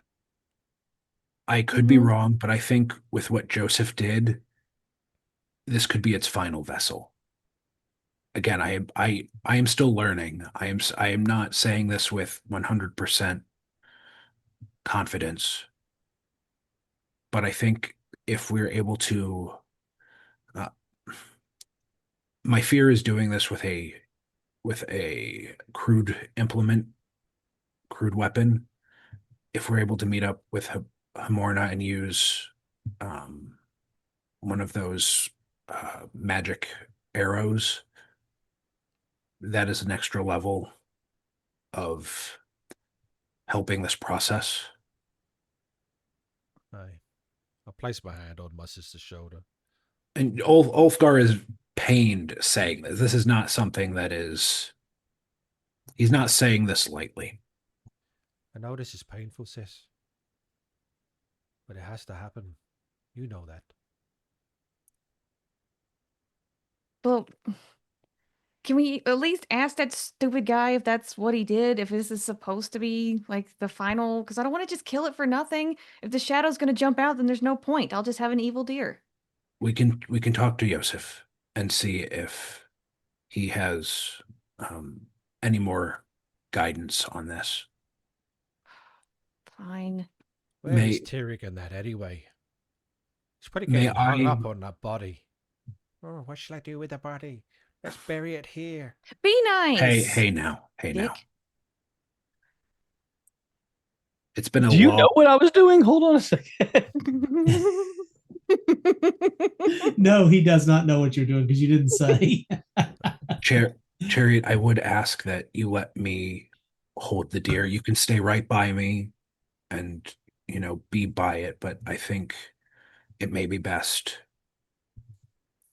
to help protect it from running away again, that I hold on to it. Well, I mean, as long as I keep it in the dark. You can stand right by me, not leave its side. No funny stuff. I promise. And when it's time, I will do it. I will do it with as little pain as I can try. And if you want to be there, you can. Or if you would like me to We're not doing anything until we ask him first. Of course. You have my word.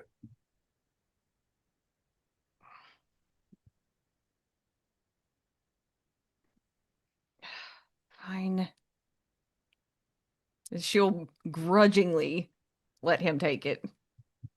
Very grudgingly and tightly. The whole where you, oh, thank you for giving me that. And they don't let go.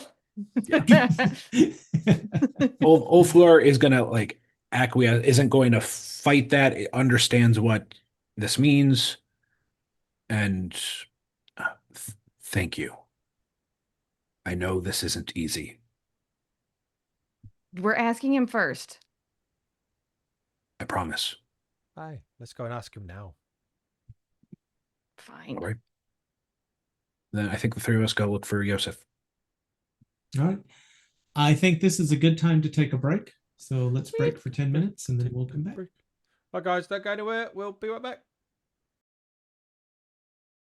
All right, welcome back. We had a group who was burying a body. I think they probably finished with that now, but the other group had already headed back towards the guardhouse. It's a wee bit of a walk. I think you're going to arrive there probably 30 minutes prior to Tyrig, Hamorna, and Gil making their way back up there. You arrive to find you'd been to the front of the guardhouse before. You'd knocked on the door. Things did not go well. When you arrive this time, you find the door is open. And you know what? It would help if I put you on that map, wouldn't it? Just a moment while I coordinate with Roll20 here. So, all right. So we are on the bottom right-hand quadrant of this 4-map page. And you are right at the front of the gatehouse. And as mentioned, the gate is open. So bottom right-hand side. Yeah, there you go. And I'm just opening the door of the gatehouse. And what you find as you enter, there's a large hall. Reveal, Roll20. All right.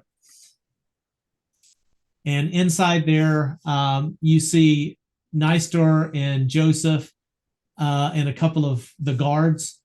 And the guards are actually, binding their wounds and helping take care of them. And they've also set out some food and drink on the side of the hallway, and people are just, they're grabbing some bits of that. Nystor's going to look up as you enter the space. Oh, friends, welcome, welcome. What of the others? They had other business to attend to. They should be here soon. Oh, good. Well, I believe you were wanting to look into the rooms of... I understand his name's not actually Vasily? I think it best we wait for our... Well, I guess Ravenin could look. Is Yosef around? Yeah, he's sitting right next to Nystor. Sorry. That's right. Yosef, before we do that, while we're waiting, Chariot has some questions for you.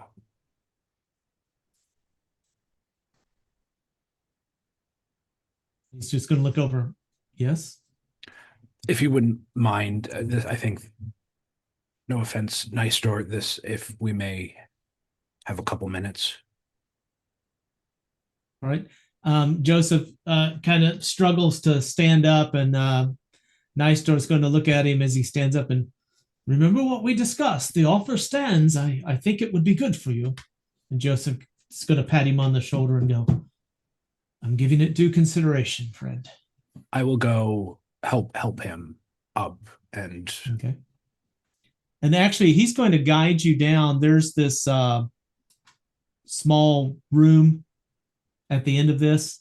Doors open, and it's got like a table in the middle of it. And you can make your way in there and sit down and have your chat in some comfort, quiet and confidence.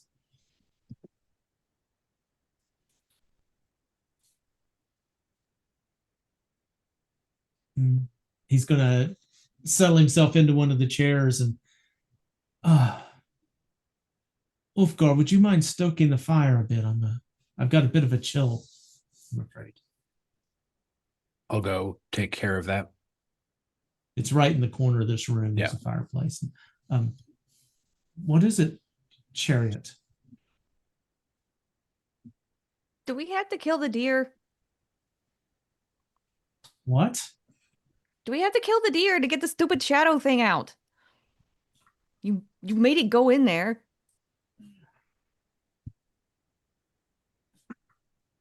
And where do you expect it to go when it comes out?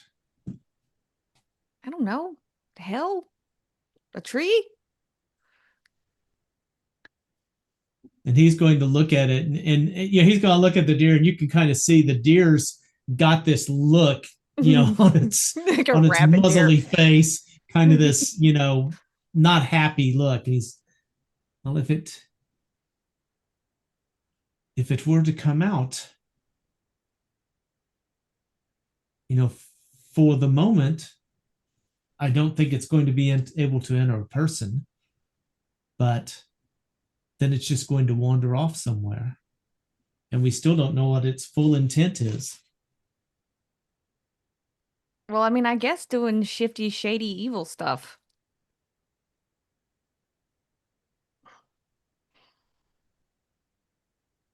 She asked because I got an omen that it may be beneficial to, in the long run, to end the deer's life. You muted. I can't hear you. Babby! I pulled a trigger and accidentally hit the mute button, I guess. Joseph is going to reach over like he's going to pet the deer, and the deer kind of pulls away from him, and he's going to lean in and, would you mind taking it out of your clothing? I have Just it. place it on the yeah. place it on the table. Place it on the table here. And he's going to go, I'm not going to hurt it. I have no weapons. I guess if we'll make sure that Revenant, could you close the door? Yeah, because I'm out of web. I can't go Spider-Man anymore. I will place the deer. Did Revenant come with you, or did he stay down the hall? I wasn't sure if he was coming with you or not. I'm with you. Okay, cool. I would. All right, so you're going to shut the door. There are two doors to the room. They're both closed at this point. So. I'll place the deer on the table. Oh, I'm sorry. I thought you still had it. Chariot, my mistake. I had it. Fine. Yeah, it winds up on the table. Yeah.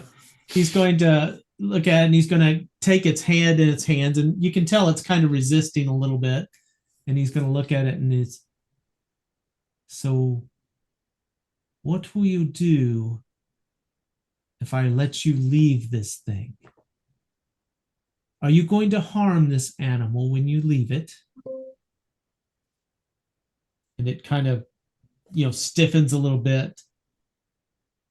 Are you going to harm this animal when you leave it?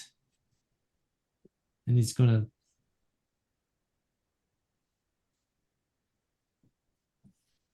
Will you leave these lands and go back from where you came? And then stop for a moment. Is it lying? Are you asking Joseph or the DM? It's like, is it lying? Jessica, I don't know if it's lying. And that's where all of this is at a risk. But here's what I would say. If you kill the creature, you killed the people and it left. Right? If you kill the deer lives. I'm sure it can leave. No, the deer would still be dead. It does not wish to inhabit a dead body. So we don't kill the deer, because if we kill the deer, the thing will just float away. I think if it's going to leave the body, it leaves the body either way. At least this way, it has said it will cause no harm. So is he just going to be my pet then? I'm fine with that. He's going to look to Ulfgar and then over to Raven and understand, I've had no vision on this. I've had no dreamings. I don't know. So we could theoretically try it then. Chariot, my fear is what kind of unintentional influence a creature like this would have if it's around us for a long period of time. We know nothing about it, but we know that it has the ability to take over people. What if it took over me? What if it took over you or your brother at some point? Well, it's kind of stuck in the deer, isn't it? For now.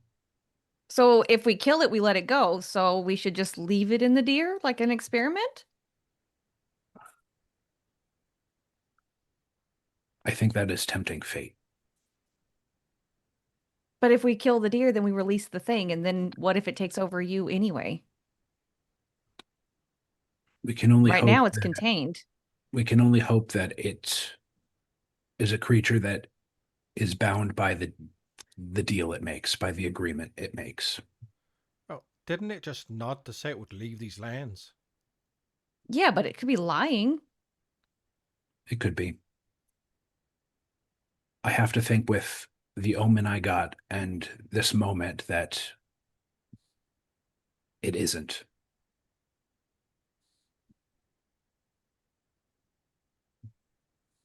Well, if I let you live in the deer, will you just be cool? Because it's like bound by deals, then why don't we make it swear to not be evil? Because then it's trapped and it can't get out. And if it's bound by rules, then we say you can't harm anyone. Roll me a wisdom check, Chariot. Oh my gosh. And I'm going to give you a penalty of 2 on this wisdom check because you're so enamored with the deer to begin with. Shit. Pachink. Yeah, you didn't need the penalty. That's the highest fail you could get. 20 is supposed to be good. You ask this question, and the deer turns and with these doe eyes just comes in and nuzzles itself against your chest and rubs against you. So you are convinced, absolutely, that if he stays in there, he's going to do no harm whatsoever. See, it's promising. Chariot. And Ulfgar doesn't get, it's not an angry, but it's a sterner tone at that point. I just look at Joseph. Am I right? He's just going to sit there and look at Ulfgar. No. I mean, if we kill the deer, we set the thing free.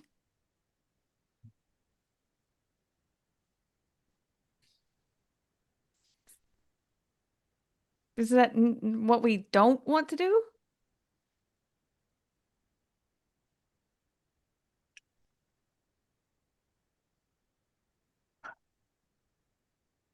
I'm going to speak candidly to you here, Chariot. There's lots of talk among the people of the village of the magic they've seen you do and said that it seems unnatural. And do you practice the dark magics, Chariot? I don't know if it's dark. I mean, I can use color spray, which is really colorful.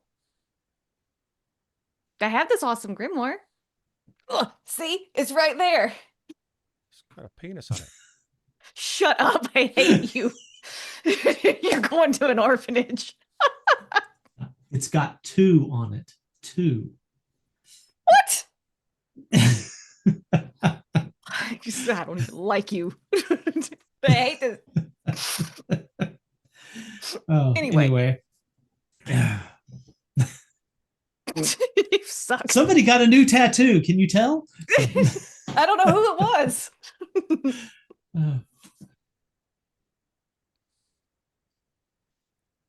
Chariot.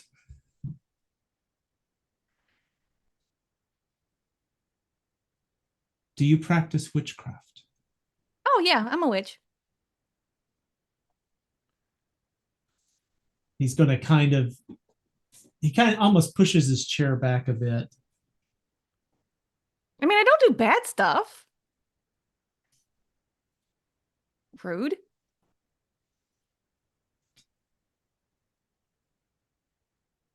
There are many people who do not trust your kind of folk magic because it has been used in the past in very negative ways. I mean, yeah, they did talk about that some, but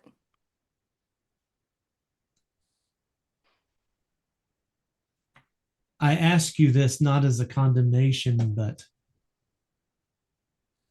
that's a big word. To understand where your powers and your beliefs, where your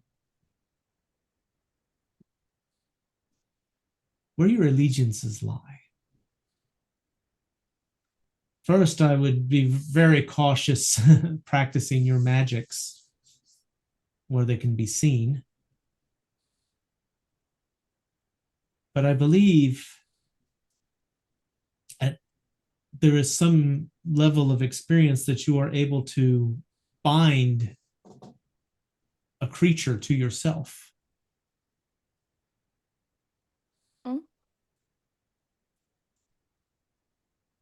I mean, yeah, I've heard of that. I think that may be something that, while I don't believe my God has bound this shadow to this creature, I don't believe you have the strength to bind the shadow. I'm sorry, but I don't. But you may be able to bind the deer to yourself, and in that case, you are control the deer. I cannot say what the effect of this will be long term, but it may be a way to manage until a better solution can be found. I look at Ulfgar. We could try it. And if anything shifty happens, then we take your plan. The longer you're with this deer, do you think your willingness to do that will stay the same, or it will be that much harder? It'll be that much harder, but if I promise to go with the plan, then I have to stick with it. I don't want to hurt people or you guys. But I also don't want to just up and off the thing if there's a chance. Find it. If that's something you can do, do it. Mm.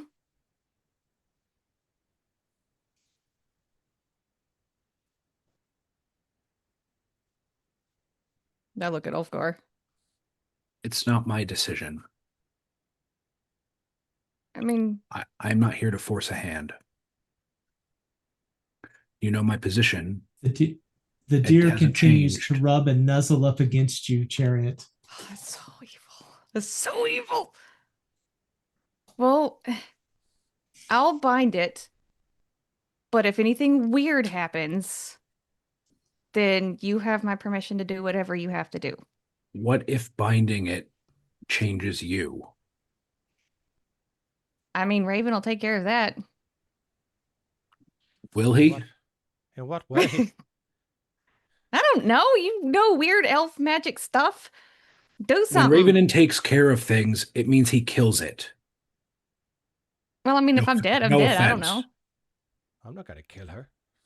That's why You say you want to all the that is time. why I've raised my voice. Yes, saying want to and doing it is completely different. I want to give you a slap every time I see your face. I'm only joking. I love you. Really. I want to punch you in the throat every time you open your mouth. But exactly. But that's just joys of being siblings. Joy is a strong word. Yeah. The last thing I'll say is, I think if we take care of the deer now, there will be pain, but I think the chance for that pain to grows every day we do not. It could go all right, but I don't trust those odds. That is the last thing, but it is ultimately, I'm not here to force a hand. Can't we, didn't we find something below that held this shadow inside it? Can't we get that again and bind it inside this, it looked like dragon glass, obsidian? And put it back. Is that something we could do, Joseph? I don't know. This is outside my knowledge. I'm sure you could seek someone with deeper understanding of these things. Go to the Great Library of Greyhawk. I'm sure one of the wizards there might know some way to bind such things. Well, then maybe that's where we need to go. You bind the creature now as whatever Joseph said. And then we go to the thing to try and get the shadow out. Lock it in there. And lock it in. It gives us time to find out more about it. And it can't hurt anybody if it's with us, because then we know where it is. Be careful throwing around what we think this thing can and cannot do. Fair. As I start looking through my bag for a mirror. We are in the light right now. what happens when we are traveling and there is more shadow around us? Mm-hmm. This thing could I'm get more holding my powerful the mirror. darker it is. We do not know. Mm-hmm.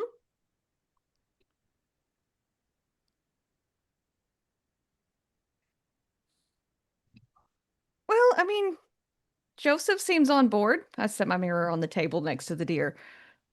So, Raven, do you have like a bottle of water? Aye. I'll pull out my water skin.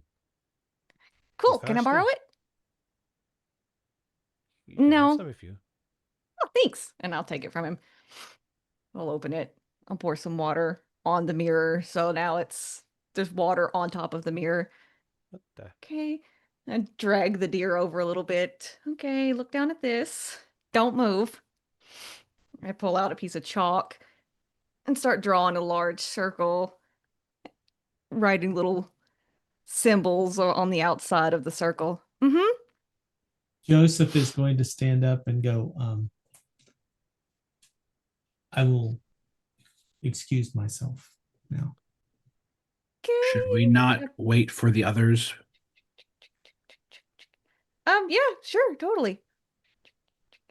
So are you Okay, drawing this on my the grandma- table? Because how Yes. big does this need to be? Does it need to encompass both of you or just the deer? Just the deer. Okay. So yeah, it's all around the deer. The deer is looking into the mirror full of water. Okay, pour a little water on its head. There's my grimoire. Are we just letting her do this? Dust. Pull out a candle. You can't disturb Light her. it. Okay. Let's see. I've never done this before, so we're gonna see what happens. And I start reading off the words. Ulfgar grips his mace tightly. As I read the words. I'm injured, man. I don't know what my words are yet. The the runes and the chalk circle around the deer will start to light up and glow. It's like a blue, sort of like a moonlight glow. And the mirror and the Okay. water will light up and then cover this deer in the glow. As Chariot begins to cast this and begins to move her hands around, doing the motions around this, the lighting on her seems to change and almost gives her this eerie look. The instead of the firelight lighting her, it's like something else is lighting her from below, giving her face that eerie cast, making her appear almost dysmorphic from those elven features. Her skin takes on this hue of darkness. Her eyes take this look of this crazed look, and her voice begins to change, and her words begin to sound more of a cackle as she speaks and takes on this as she says these words. Okay. Smoke begins to rise around. The deer looks into this mirror, and you can see as it weighs, and it tries to pull its head away, and you can see that it's almost like something from the inside has grabbed it and is trying to pull it back, and it's unable to move. And as she completes this and gets to the last point of this, the deer goes, and this thin black smoke releases into the air. The lighting returns to normal.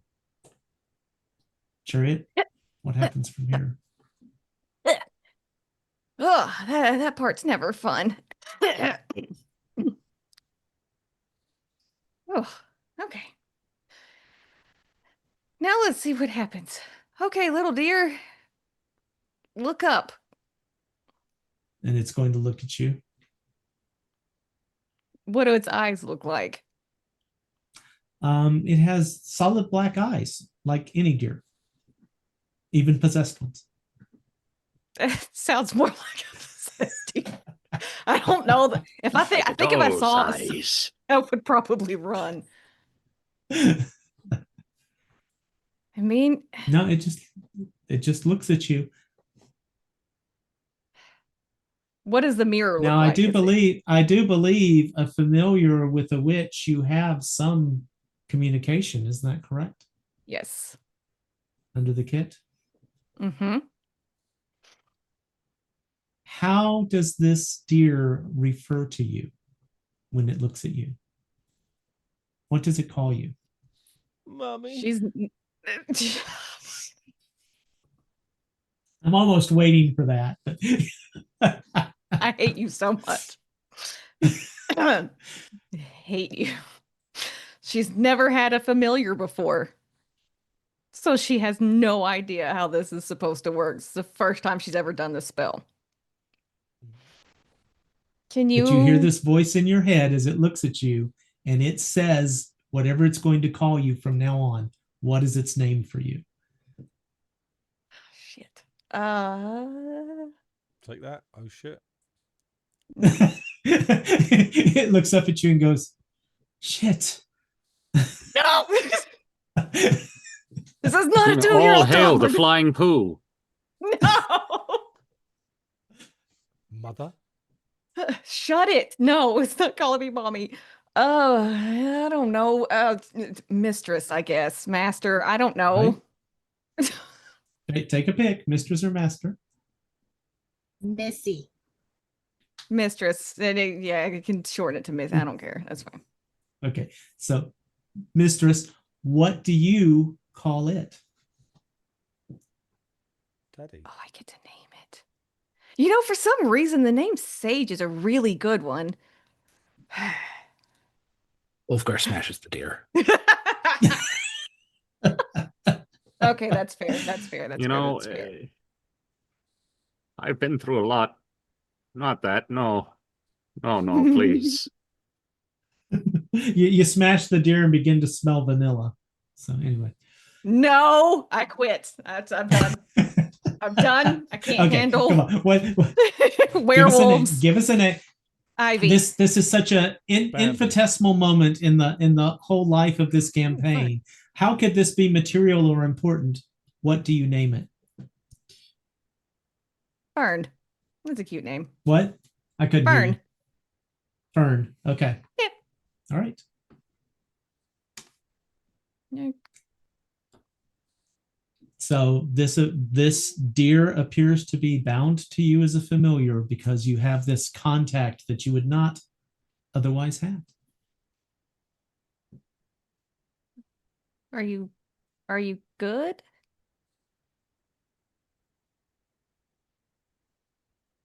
If you wish me to be. Oh yes, definitely wish you to be good. I glanced down at the mirror. Is it cracked? Is it black? Is it weird? What does it look like? Because it shouldn't be. The mirror looks fine. Are there any spots of shadow in this room? I mean, you've got a fire going off on the side, so I think there probably would be some. You know, you've got chairs, furniture. Ulfgar's not an observant person, but he's just looking around like he doesn't like he is a little paranoid about this shadow creature.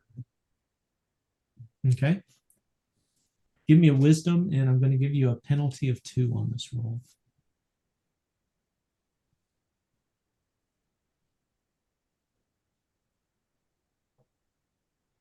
Raven, and if you're trying to look around and observe anything, let me know. Otherwise, I assume you're just kind of looking at this and going, the black smoke what is my sister doing? Well, the black smoke concerned him, so he's looking as well. Yeah. Okay. Yeah, it looks like I passed. Okay. You, Ulfgar and Raven, and you look around the room. There's no, whatever this smoke was, it wasn't a lot. It wasn't like the volume you saw when the spirit came out of anything. But it had the same color and texture look to it, but it wasn't nearly the volume. So you don't feel like this is escaped. It may just be a side effect of double binding this creature. Mm-hmm. What you do notice, however, is the chalk outline that she had drawn and the runes she had drawn onto the table with this chalk. The chalk has drifted away, but the runes and the circle are permanently engraved into the wood of this table now. Gotcha. Hope I don't have to pay for that. I'm broke. You won't. It'll be me. Best of tablecloth. I'll Shall collect we- my mirror and Shall blow we out wait my for the candle. others? Aye. I'm going to That say thing- this took some time for this ritual to be performed, so Tyrig and them will be Takes time. arriving shortly after whatever Raven's about to say. I say, can that thing walk yet? Well, yeah. And I'll step back from the table. Come here. Oh, good. And it'll make its way over to the edge of the table and look down at the distance and then look up at you like, are you out of your freaking mind? Oh, well, my head is kind of, I'll walk over there and I'll pick it up and then set her down. Okay. Its legs are a bit wobbly, but it's okay. You know, it's gone through a lot. Yeah. See? It seems like everything's fine. I think we're good. We'll see. Go lick Raven. It'll come over to you, Raven, and it'll start to lick your leg. What's it doing? Licking you Why is it doing that? to annoy you. What'll happen if I kick it? I'll kick you.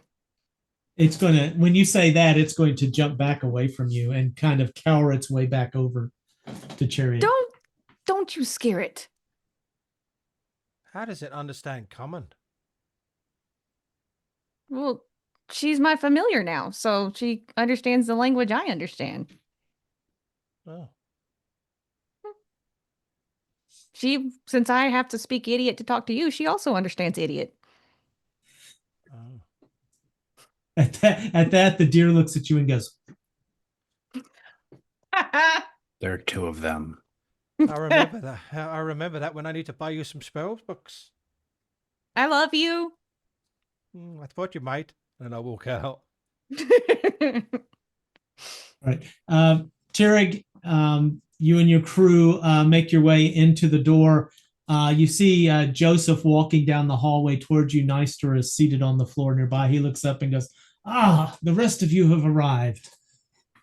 Oh yeah, no, we just had some business we had to take care of. Why are you sitting there on the floor? Well, it's been a bit of a rough day for me, young man. I'm not used to these kind of things like you are. No, I don't think none of us are ready for used to any of that we saw today. I don't think that's a normal occurrence, but I appreciate that you think that we tangle with those kind of forces often. Shows a great deal of respect and belief in our abilities. No, it Either was that not. or it says a lot about the state of the world if he thinks these things go on all the time. Well, that is not untrue. Very, very valid. The world is getting kind of crazy. DM, this is the first time Nestor has seen Hemorna. She is herself and is, flying around. And it's going to take him a moment before he even looks up and notices you. Again, the guy's probably got a concussion. He was hit pretty hard. He's going to. And he's going to look up and he's just going to. I think I'm seeing things. Joseph, have you given consideration to. Joseph's going to go. I am. Lord, one moment. Master Dwarf, may I have a question. We have concerns about those lower levels of the quarry where the slaves were kept. There does not appear to be any real valued quarry material there. What they were digging for, I've gotten some feedback of there being some kind of a temple down there. Oh yeah, and they found it. I believe they found it. Would you be able to guide us in closing off and collapsing that area so that I see no need for anyone to go down there? And I think it would be better off to. Most definitely. I can head on down there and work with some people and get everything get everything kind of worked out. I'll dispatch a crew, and he'll go. I guess this means I'm taking the position, Lord Nystor, if I'm dispatching crews. And you see Nystor get this really big smile. Excellent, young man. I know you'll do a fine job managing the quarry. And he'll look at you. Please go down to, you can grab any of the miners. They're probably gathered around the tavern. Grab the crew you need. Well, I will do that with most haste after rejoining my group and finding out we've been separated for a while. So I want to make sure everything's good and everybody's been taken care of. I assumed we were all back together. No, we just walked in. Oh, Jesus. I strongly suggest that maybe instead of right now or even today, maybe wait a day or two before actually collapsing those areas so that everybody has the rest that they need to heal up as best they can. Oh, I agree. I would be heading down to and Yosef. Well, I'd be heading down to kind of do some little markings here and there to make sure that that we're set in that way so they know what to collapse. I think everybody down there deserves a good, hard-earned rest. And hopefully the company, you know, in its generosity will take care of these people and make sure they're adequately fed and rested the next couple of days.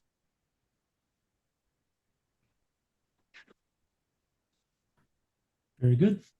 What about the? I'm looking at, as I say that last part, I'm looking at Nystor about the you will take care. What about the Storemaster? Wasn't he in on all this slavery thing? And Joseph's going to go, he was? I don't know, but like, obviously people owe him debts for something.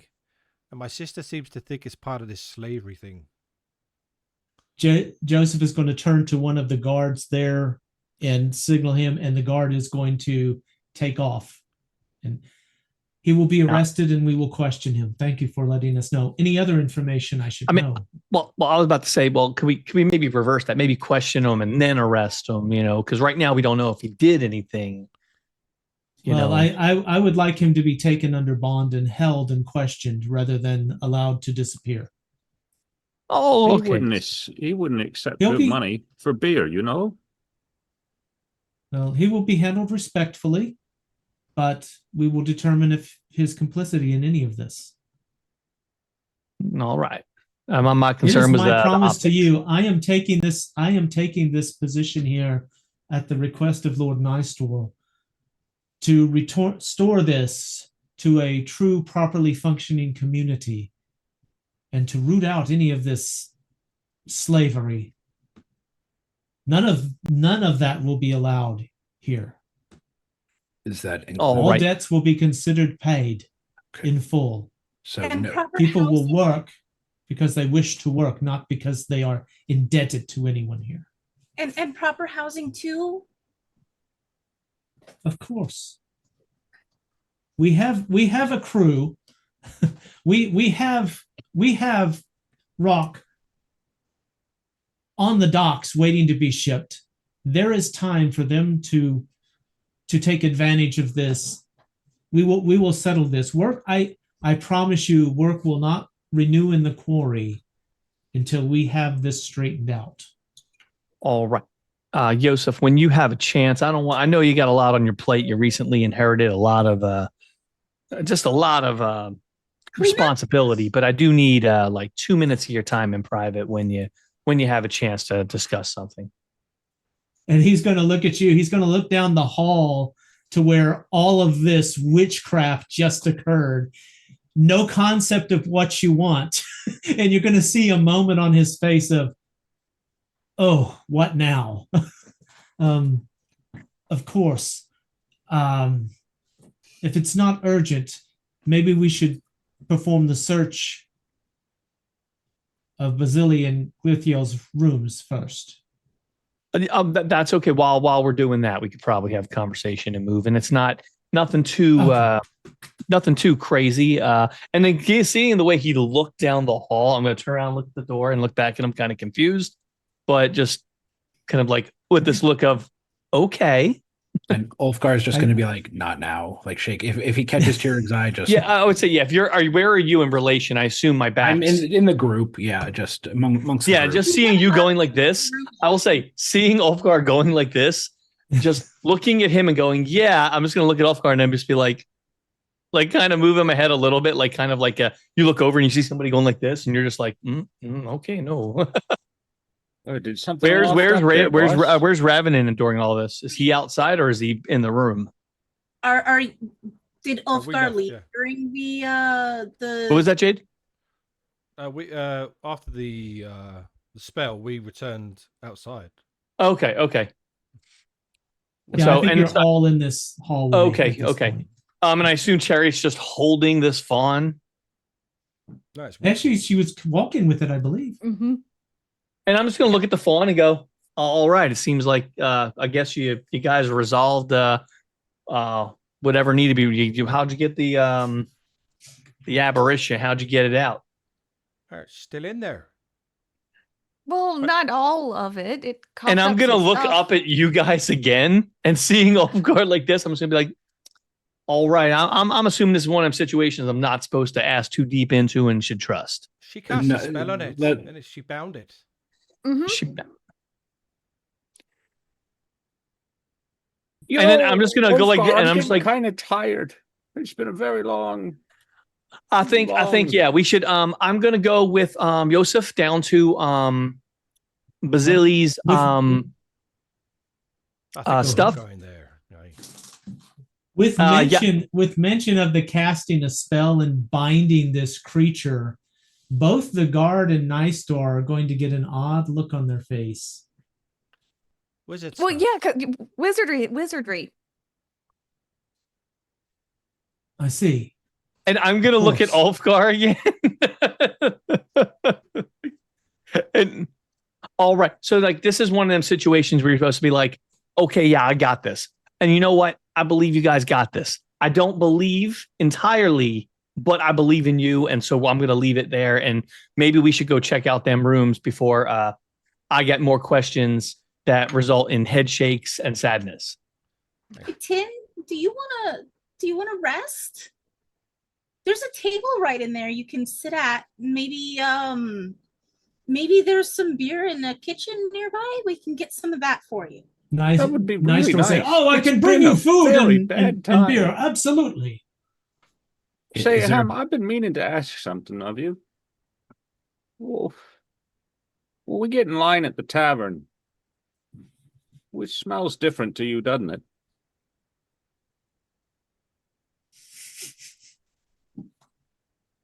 Well, I'm sorry. Can you come again with that one?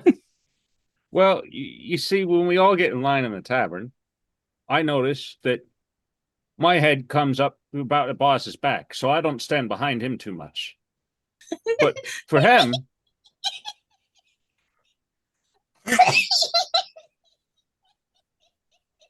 I knew. Well, you see, Tin, there's Gil, there's a very, very good thing about that. I don't drink, so I don't approach the bar.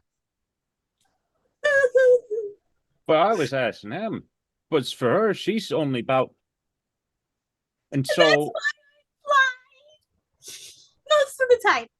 Oh, that makes sense. That makes sense. Yeah, if you think about it, Gil, she's taller than most of us. I had never thought about that. Gil, why don't you get some rest? That's a good idea, boss. You know, we've really been gone far too long. Far too long. Nicer, is there a bed in this guardhouse that Gil could take for a bit? And he's going to look down the halls, and I mean, these are all rooms here. I'm sure none of the guards would be opposed to you. And the guard that's standing there will go, my room's just down the hall here, and he'll take you to one of these down the right-hand side, all these doors. Those are all guard rooms. And he'll just find you one of them. And I can bring you food, but I ask, please don't leave crumbs in my sleeping area? We Of have a course. trouble with mice. Oh, I'm not a fan of mice. Seem to recall something about a mouse, but that was a while ago.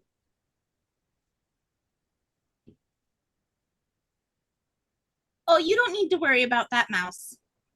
It's fine. Ooh. All right, put it out of my head then. That was quick. Yeah, Gil, I would say just put everything out your mind, get some rest. That was the idea. But I think we all might ought to get a rest. His things ain't moving out of his room. And them folks just been free and all of us being beat down the way we are. I mean, I'm looking at the big man and he's about to fall over. Well, look at poor Em. She's barely batting her wings. You've got bags bigger than me under your eye. But I got one more thing left to do in checking them rooms because we can't start closing off the doors until we check those 2 rooms. So I want to get that out of the way so that way everybody gets some rest. The bags under my eyes, you know what? Bags are there for carrying, and I'm going to be okay. What you put in them?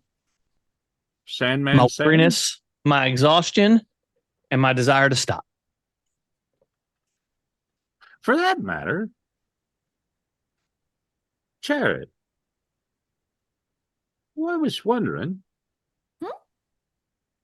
you know, fancy person like you and all, Tierig, he's a Palladian or a Paladine or whatever it was he was supposed to be. And use a Wizard? make magic too, right? And you's got the magic of potions and whatnots. Well, I've been needing to ask about the fermentation. Well, I talked to your brother, but he don't know nothing about it. All right. Well, I mean, yeah, You he's kind of guys dumb. talk about fermentation. I'm going to help Tierig look through the rooms.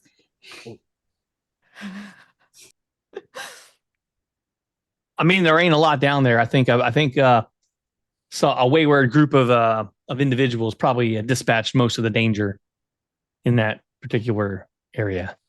Ulfgar pulls a chair out from that table room with the table in it, places it near the group, sits down, chair breaks, and he just slumps on the floor. That's Not fitting. paying for that one either. Ooh. Nice draw. We'll replace that. It's this furniture's quite old. It's been in the family for several hundred years. No problem. That's Sorry. okay. Raven, and will It's you fine, be it's- joining us downstairs? Aye. Actually, it's upstairs. Oh yeah. Is that more of a But I want to rest or an I'm going with you? I am going with you. All right. There's a whole So we lot of have I'm Tierig- taking a rest going around, so I had to ask. Tierig and Ravenin are going. Ulfgar and Guild are resting. Hamorna and Chariot. Oh, I said I was going to go with Tierig. Okay. And Fern. and I Chariot? think we're talking about fermentation with Gil. I'm just sort of Okay. sitting next to him. Okay. All right. So you guys are doing what you do. The 3 of you, the guard escorts you upstairs. Joseph is going to go along with you.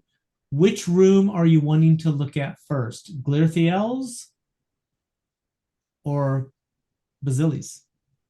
I want to look at Glithiel's. So if one of us is heading towards a room before another, then we will go in that direction. Unless Raven, in which room did you want to check? Oh, whatever comes first. Okay, so if Right. Hamorna's curiosity leads her more towards that door first, that's the door we'll go into. Okay. So if you'll scroll up the map a little bit, I've revealed a lot of the area, and you're going to come out of this staircase here that I'm pinging at the moment. Oh, I'm trying to On the find right-hand it. side. Okay. Keep going up to the next quarter map. Yeah, the top map there. So Okay, you're I see coming it. out of there, and the guard will bring you to this point, and he'll point to this room To the north, that's Glirthiel's. The one to the west is Basili's. And since you said you wanted to go into Glirthiel's first, he'll walk up and unlock the door. As the door opens, you notice that it's pretty nicely appointed. A bright light fills the chamber. There's a thick rug that covers the floor. There's a chandelier of this polished silvery metal hanging above. There's a 4-poster bed, a hearth where a very meticulously banked fire glows.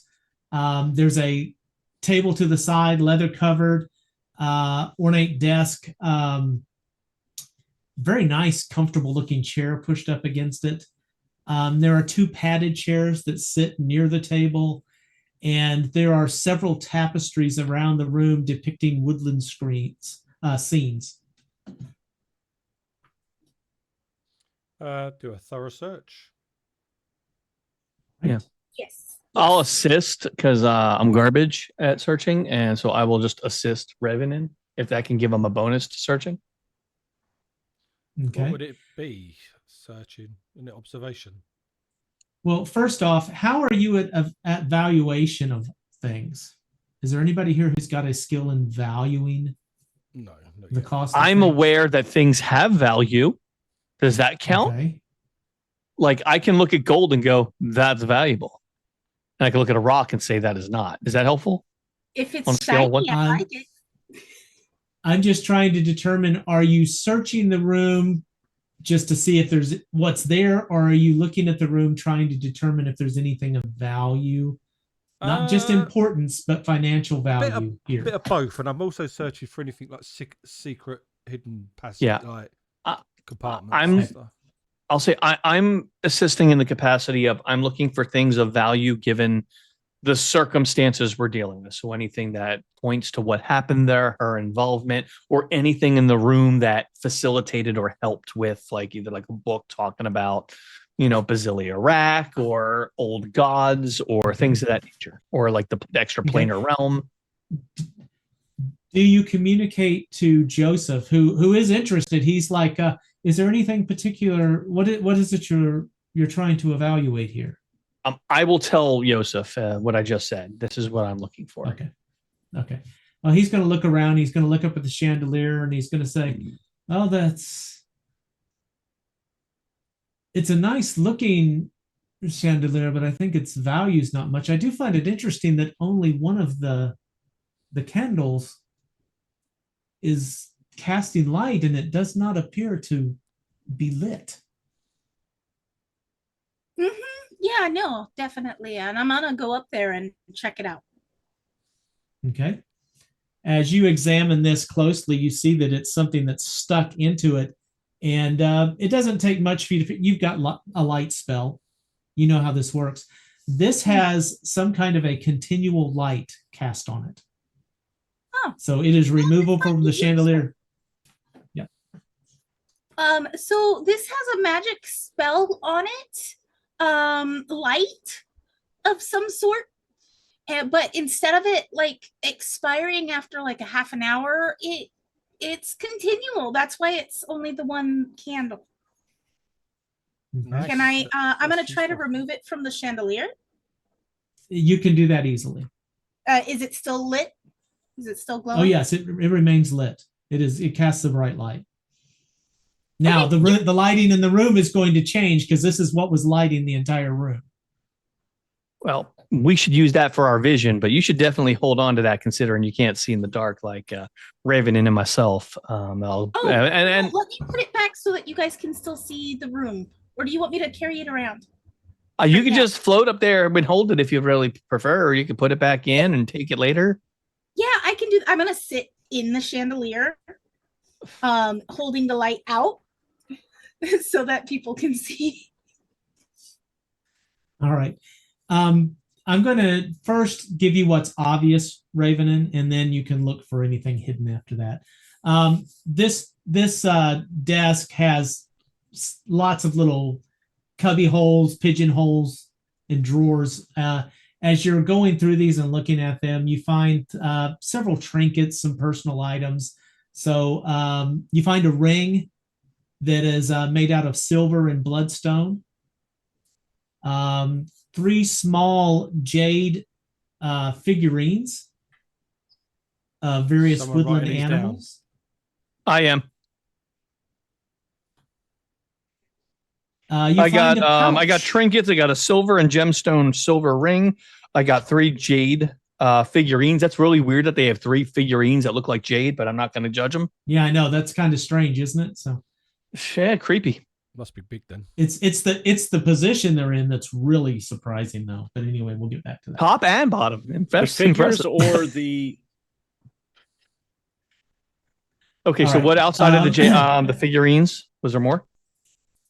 You find a pouch that when you open it, you find it contains 10 silver pieces, 15 gold pieces, and 5 platinum pieces. Ooh. As you're looking through, you find this lead cup in one of them, and you realize after Hamorna mentions the light, this is shaped to go over the light to douse the candle, so that you can because you can't turn the light off, but you can at least douse it. Mm-hmm. You also find a multi-piece wooden rod that would screw into this cap so that you could reach up and place it over the light. That's what you find just initially looking at it. Go ahead and you're observant. Give me a wisdom, and I'm going to give you a bonus of 4. What you say? Is that because I'm helping with my great viewing skills? Absolutely. You're both searching this out. I'm assuming you're both finding this stuff on the desk, going through different drawers. I was figuring because Tyrig has had such bad luck finding anything that mostly he's looking for things that are like, oh, this is out of place, and then going, Revenant, what do you think of this? And like trying to like focus him.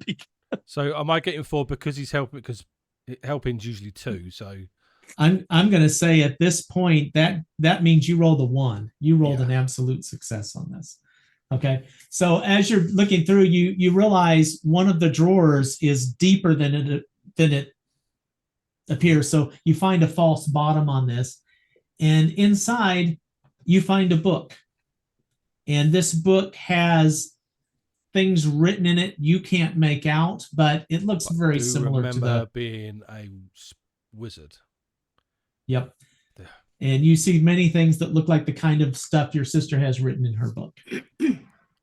You also find off to the side of it a tin box.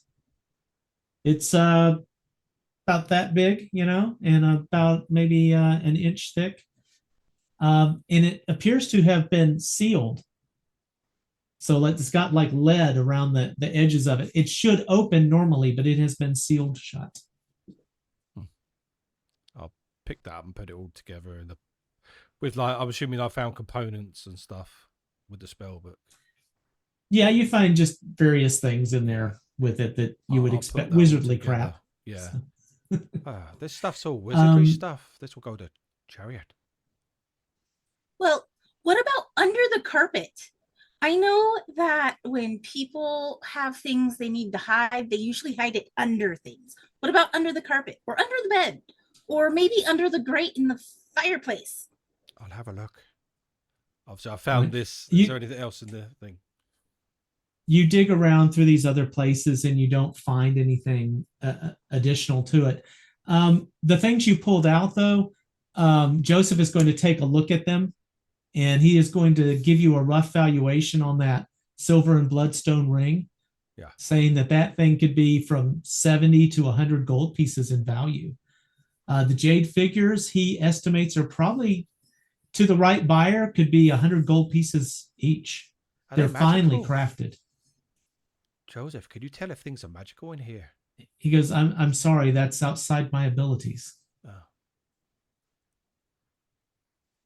Well, if that's everything we can find in here, perhaps we should go hit good old Basili's room.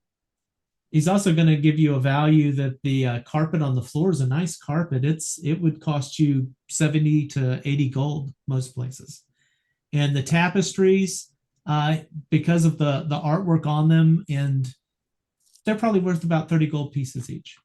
Well, grab all them. Wrap up the I'm gonna step outside at this point. Like after we found the valuation stuff, I'm gonna step out before they start, pulling down the artwork and stripping the carpets and looking for dirty panties to sell in a vending machine in Japan. Don't find any more secret compartments. Not in this room, no. It's really pretty. Can I have it? What? What do you want? I want the ring. It's really Right. pretty. Oh, well, let's get everything together, and then we can split up our share, and you can take that as part of your share, if you like. It's part of. Okay. Aye. We gotta split Um, everything among the group. But let's go to the Okay. next room. This room's nothing else in here. Now, okay. So is Yosef outside the room while they're wrapping up the rugs and Yeah, he'll step outside while you're doing all of that. Okay. So I'll tell him and say, you're closing down the mine, yes? Well, the quarry's going to go back in operation, but I want to close down everything that's not the actual quarry. So Basilia Rack is not the name of his true name. That's the name of the thing that's been possessing him since he got here. He's been dead for a very long time. So he was a prominent dwarf, an archaeologist, of well-renowned. He's been buried. I buried his body down there to protect the identity of the individual before he became Basilia Rack. The individual never did anything wrong. He was just, unfortunately, in a position that he was not in control. Okay. Is there any way that you can fortify the water entrance? I'm going to be because I'm sending word to his family of his passing. I'm not letting them know about the possession and the other things that happened yet. A mind can only take so much, but they'll probably want to come visit the body at some point. And so I want to make sure they can at least get to somewhere near where I put that body. It's if you go right across the water, and I'll explain to him where the body is and say it's there. And he'll tell you that he has a map of that part of it that he had found. Yeah, and I'm going to tell him I'm not marking it on a map. I'll tell him outright, I'm not marking it on the map. Should somebody see that map, then they may go digging. But just so that way the family can go across on a little boat and pay their respects. And then in time, when they've come to grips with the passing of him, then we can let them know the full extent beyond died in a archaeological dig. Of course. If you help us collapse the rest of that area so that it's closed off, I don't want anyone wandering down there or seeking anything from absolutely I can evil do that. In that space. And we will also see about we'll see about making a gate across the entryway to that cavern. So that I appreciate that. I just didn't want to speak about it in front of Nice Tour and others because I didn't want the people that were enslaved to take out their frustrations on an entity and instead take it out on the body of, a poor host that had no choice. I understand. And I will eventually, of course, need to disclose this to Nice Door, but we'll give him time to recover. And I will tell them. A lot of people need to get their heads right around what happened.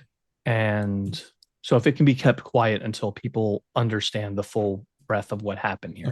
Of course. I'm sure it will be good. And Neister's wife, she always felt there was something off about Vasily, but she felt there was something good about him too. So I think that will help balance this out. The good is probably what was left.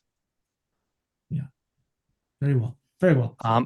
I'll start walking towards Basily's room at this point now, because I assume they've stolen the sheets and the linens and extra dresses. We're in there jumping on the bed.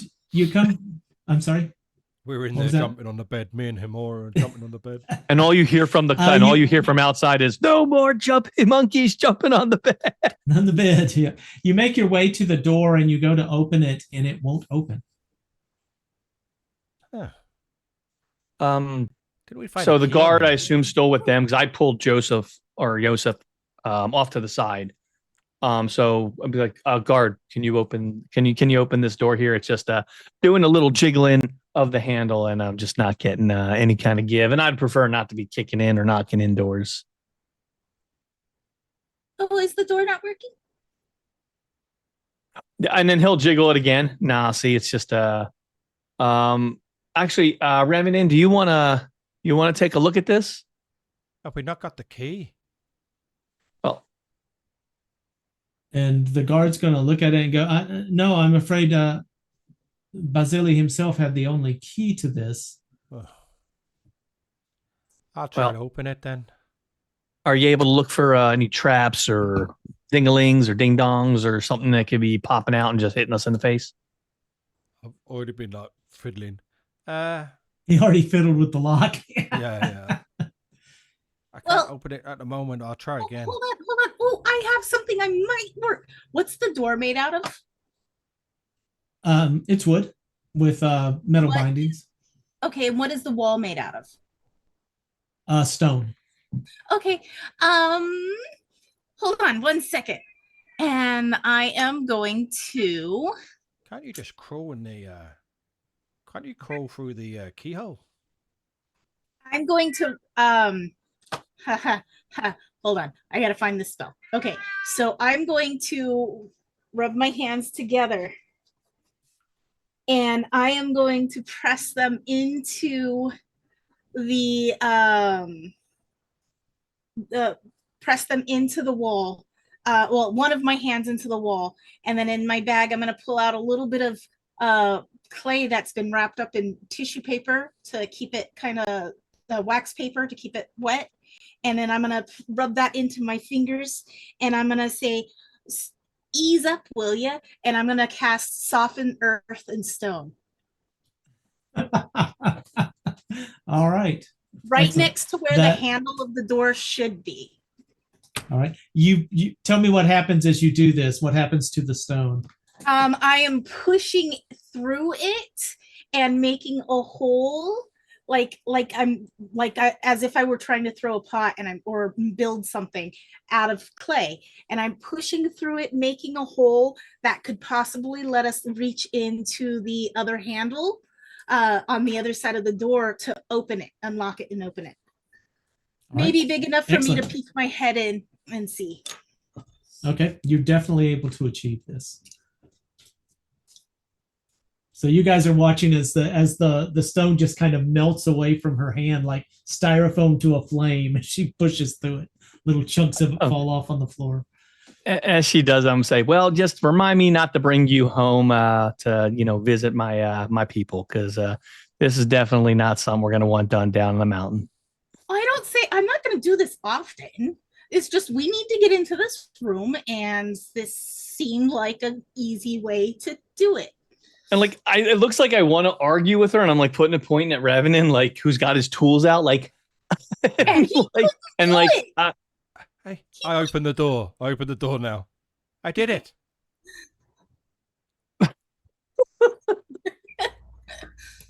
Clearly, the lock's not attached to the door anymore, so I just opened the door. See, I did it. And I just want everybody to have a chance to do whatever they need to do. I want everybody to feel important. I want y'all to. That's a hole in the wall. There's a hole right there through the stone. Confounding.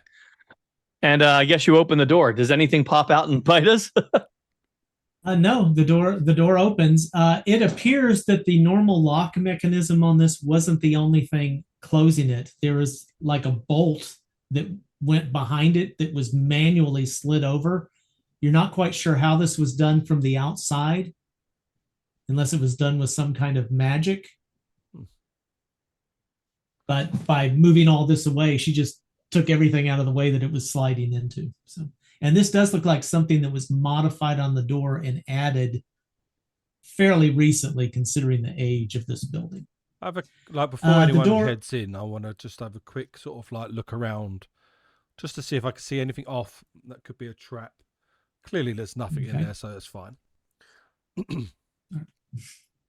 Absolutely, you find nothing.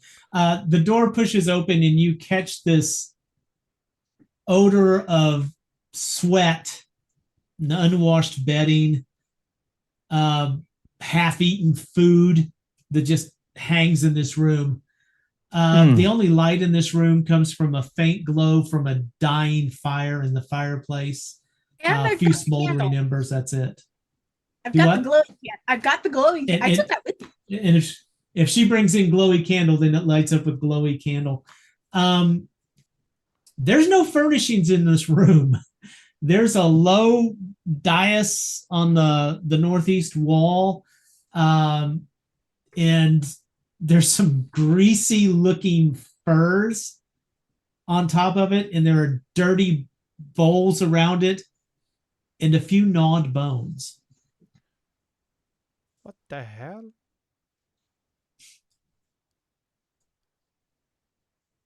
Well, I mean, considering everything, this seems about right.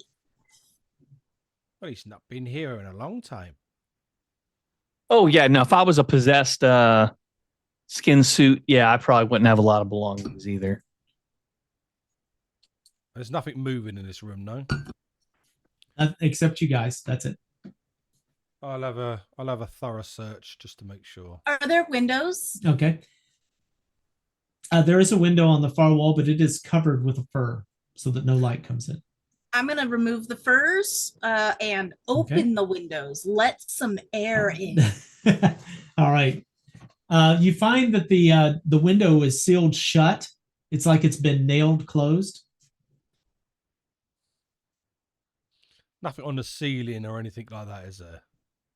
No.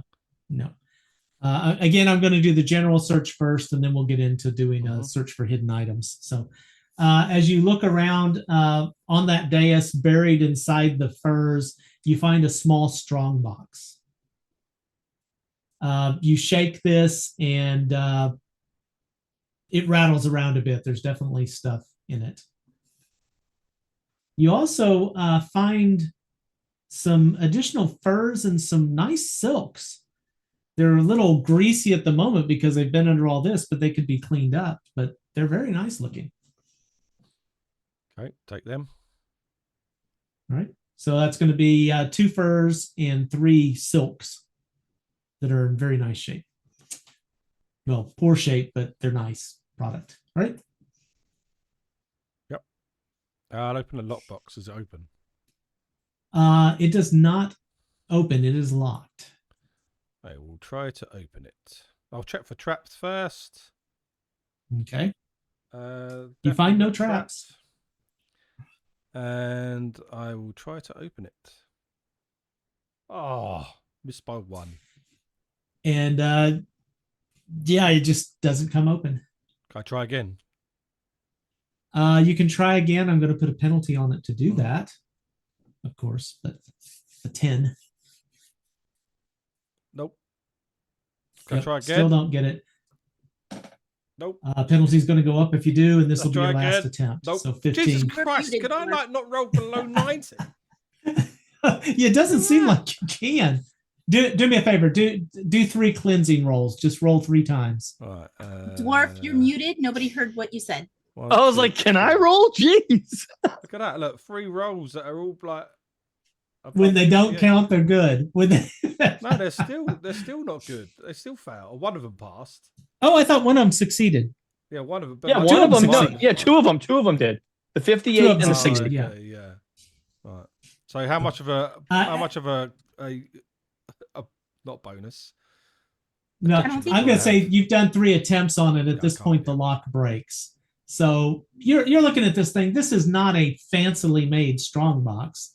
You could probably beat the hell out of it and open it. This is crazy. These picks are shite. I'll get the back of my cookery and give it a whack. All right. Go ahead and roll your attack. I think it's pretty simple, but let's see what you get here. 23. I'd say you hit it with no problem. Roll some damage on it. 10. All right. You hit it and you hear it crack, but it's not quite enough to open it yet. It's going to take a little bit more. Hit it again for armor class 13. Still a hit. Another 8. You break this thing and you can tell the hinge is just barely hanging on, but you're just this thing has it definitely against you. It does not like you. It is giving you as hard a time as it possibly can. Yeah. It's open then, is it? Not yet. No, it's Oh, still what the- not fully open. 14. Give it another That's whack. a hit. 10 damage. All right, that's enough. With that last hit, as you get frustrated, you almost if it was a body, you would have decapitated it as the top of the strongbox comes sailing off against the room. Inside, you find 350 platinum pieces. That was worth it. And 10 coins, carnelians, different stone.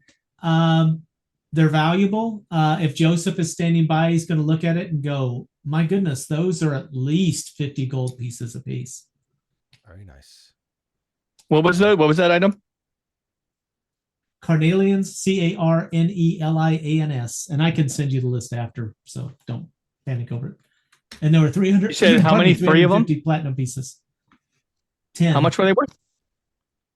50 gold pieces each. And there's There 10 was of them. 10 of them that are 50 gold pieces each.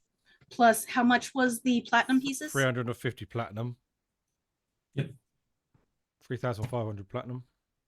Okay. No, 350, but thank you. Nicely done, sir. Nicely done. If you want to convert them to electrum pieces, I can. No, I'd rather convert it to gold. Right. So Okay, so 50 gold, 350 plat. Jeez. Yeah, that's times 5. All right. So Right. now let's do your intensive search of the room. So is Tyrick helping me again? Yeah, after seeing what happened with that chest, I am really involved in this search. Am I getting the same bonus as last time? Yeah. Yes. That is a 3. Excellent. As you're looking around the room, it takes a few minutes, but you notice that these floors, they're stone floors, but they're thick. And you notice that one of them, a piece of it is like laying on top. It's a thinner piece. Somebody has broken this out and carved under it. And it's fairly good size. So when you open this up, you find a wrapped leather bundle. And it's actually fairly heavy. Something long in it. Oh. I pull it out and unwrap it. All right. Does it feel like it could be As a you weapon? pull it out, you find laying off to the side, you really couldn't see it so much. It was just under like the flap of the leather. A bundle of papers falls out onto the floor as well, bound in a cord. As you undo this big bundle, you find a sword inside of it, and it is a nicely crafted longsword. In fact, I know kukris are your thing, but you know blades well enough. You feel like this sword has some additional power to it. You feel like it would have some kind of an advantage in combat. I just look it up and down. Does it look like it has a glow now and again to my keen eye? Is it magical? As you look down and you hold it at just the right angle, and I'm trying to find the stupid thing that I had what was written on it. Give me a moment. There's the blade. It's nicely done, but it's not like dwarvish or elvish work. It looks more like orcish forging, but it's well done. Well done. Okay. On the parmel, there used to be a crest on it, but it has been carved or chiseled off. But there is a faint acid etching near the hilt that says Measure all debts. And what's the shape of this? I know you said longsword, but is it like obviously different races have got different styles? So Yeah, this is the type of longsword that you would expect a dwarf to carry, but again, it's forged in an orcish style. It's not dwarven made. But basically, you've got yourself a +1 longsword in your hands. look at this. I give it a whirl, give it a flourish in the room. Oh, that's nice. That's a nice weapon. Aye, yes, sir. I think it's magical.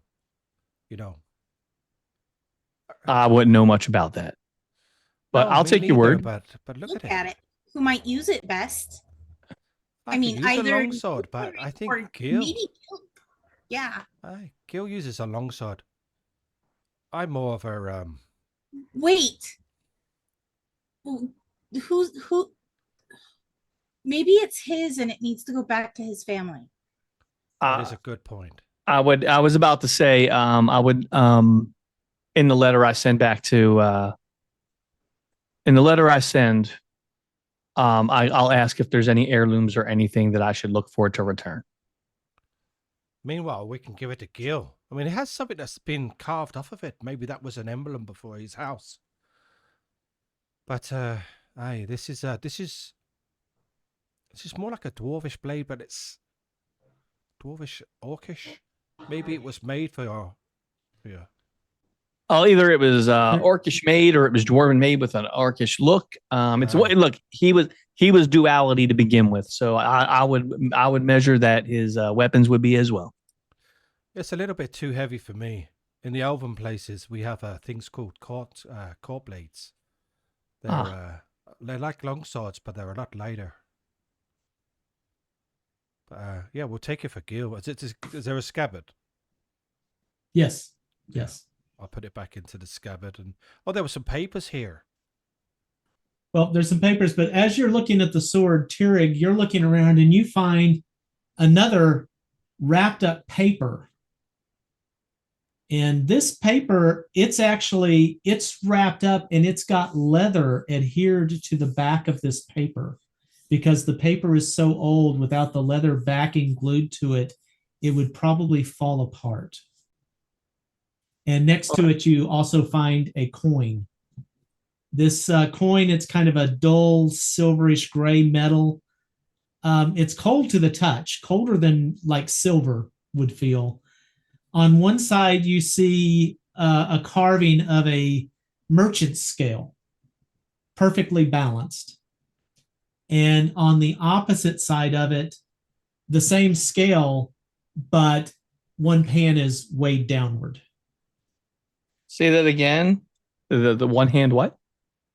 One side of the scale is a little lower than the other, rather than balanced. Yep.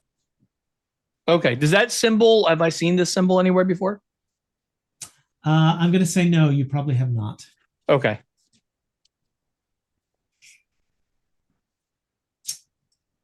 What does the paper say? Like if I'm trying to read the paper.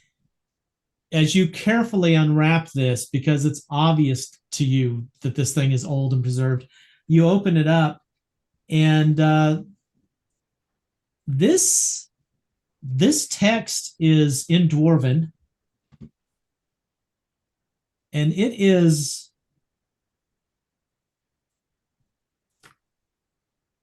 it's not quite a spell so much as the instructions of a holy order to one of its warriors, to one of its paladins.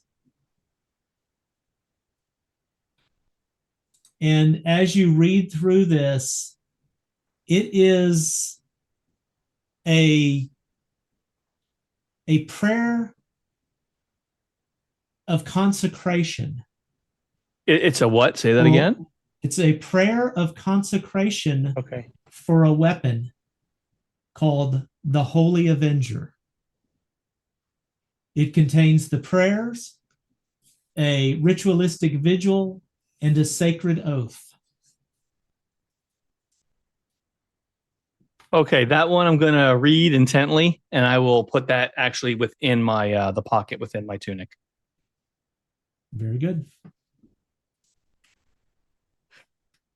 The coin. What All kind right. of metal is that? Do I know the metal? You don't know the metal. Like I said, it's colder than a silver would be to the touch. So it's hard to tell exactly what it is. It's not a metal you're familiar with. So I will bring that up, and I'll say I found some papers. I put one inside my. Never mind. I want to make sure Jake can hear what I said, but he's doing family stuff. I get it. It's dwarkish.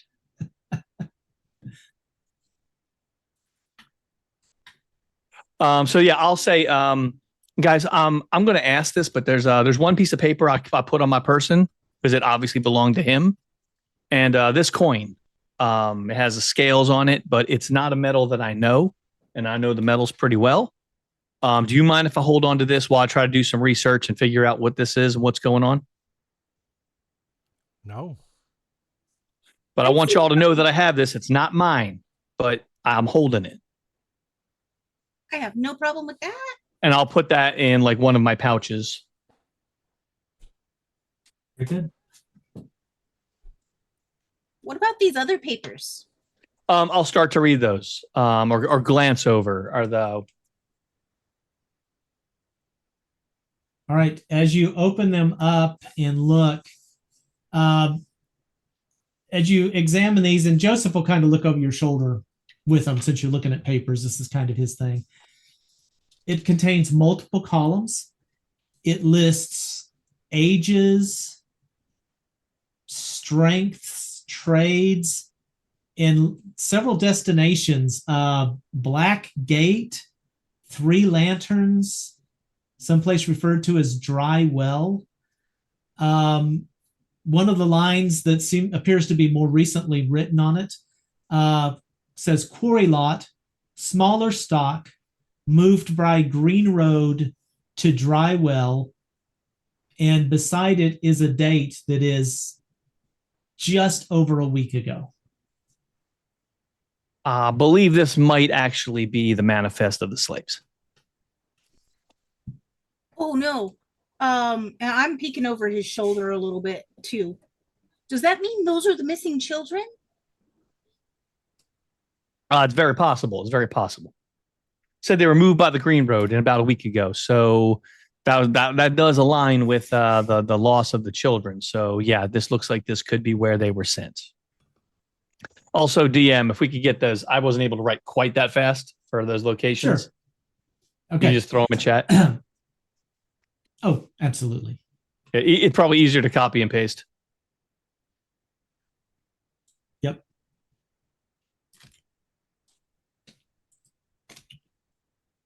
It might be. I'm throwing it in the Zoom chat. So, but the locations mentioned were 3 Lanterns, Dry Well, and Black Gate.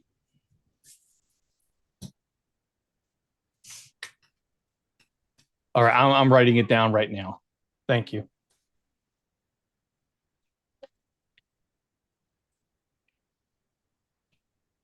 A computer guy, you think I would use like OneNote or something?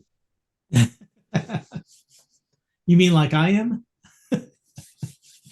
Or use obsidian. Obsidian rocks.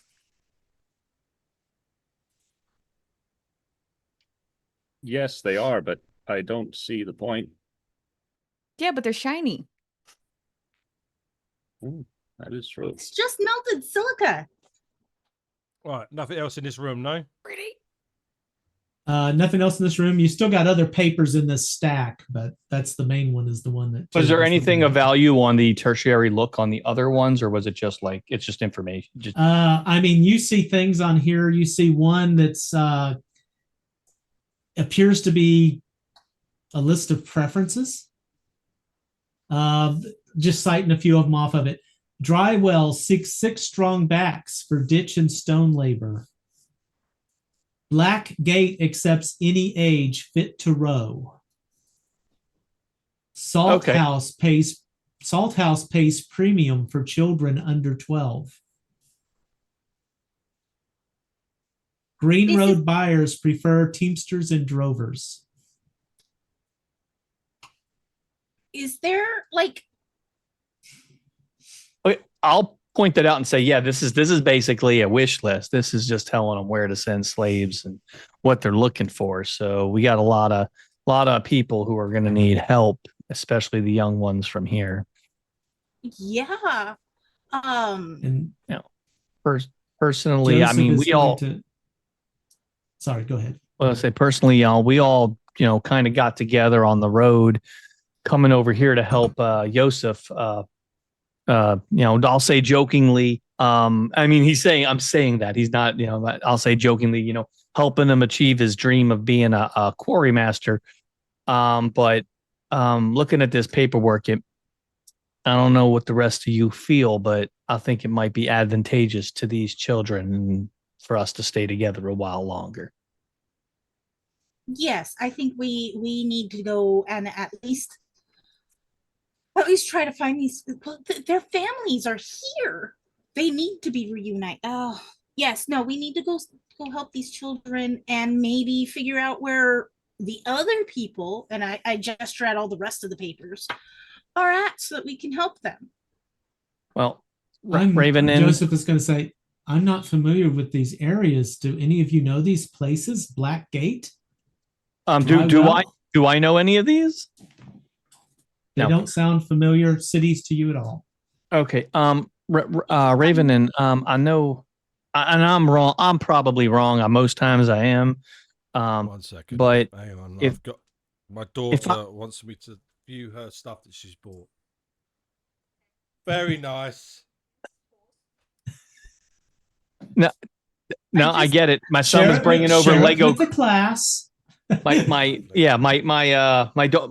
son came over and showing me his Lego inventions like earlier, like you guys were talking. And I'm like, tenner.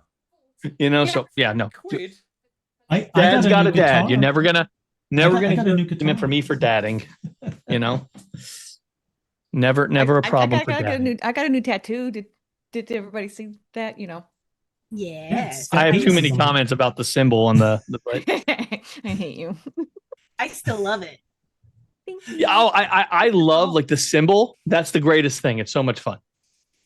Yeah, I love when that happens. Yeah. Sorry about that. No worries. So I'll turn around and say, firm. Yeah, right. So Jade, did you hear the last thing I said or no? No. Basically, I said, I know we all got together to get Yosef, and I'll say this jokingly with Yosef right here to help him achieve his dream of being a quarry master. But I think it's advantageous for us to stay together a little bit longer. Seems like these kids that are being sent everywhere probably could use some help, and I'm not demanding anybody stay longer than their convictions and their more and their mindset. Ask them. Hamorna already said, she agrees. But I'm probably wrong, but I've heard your sister say numerous times that she's going to get expelled from school or her teachers are angry. So I don't know if you and her have to get back to school. She's already been expelled. Then why is she worried about? I mean, I'm like, now don't get me wrong, I'm not the most intellectual, but why does she care about her teachers if she's already been expelled? I couldn't pay the tuition. So she got expelled. So you need to make money to get her back into school? I'm happy to give you part of my cut to so she can go back to school. I don't want to see your sister not end up graduating with whatever she was studying. I assume it was probably magical. They won't let her back in. You must have already noticed. Like there's already been, as Yusuf has already said, she's a witch. There's no going back to school for her. When did this come? I did not hear about this. I did not hear about this at all. This is first I'm hearing. Her spells are wizardry, aye, but they come from a different entity. It's as Yusuf, obviously he's probably there listening. She's become a witch. Something happened in the past.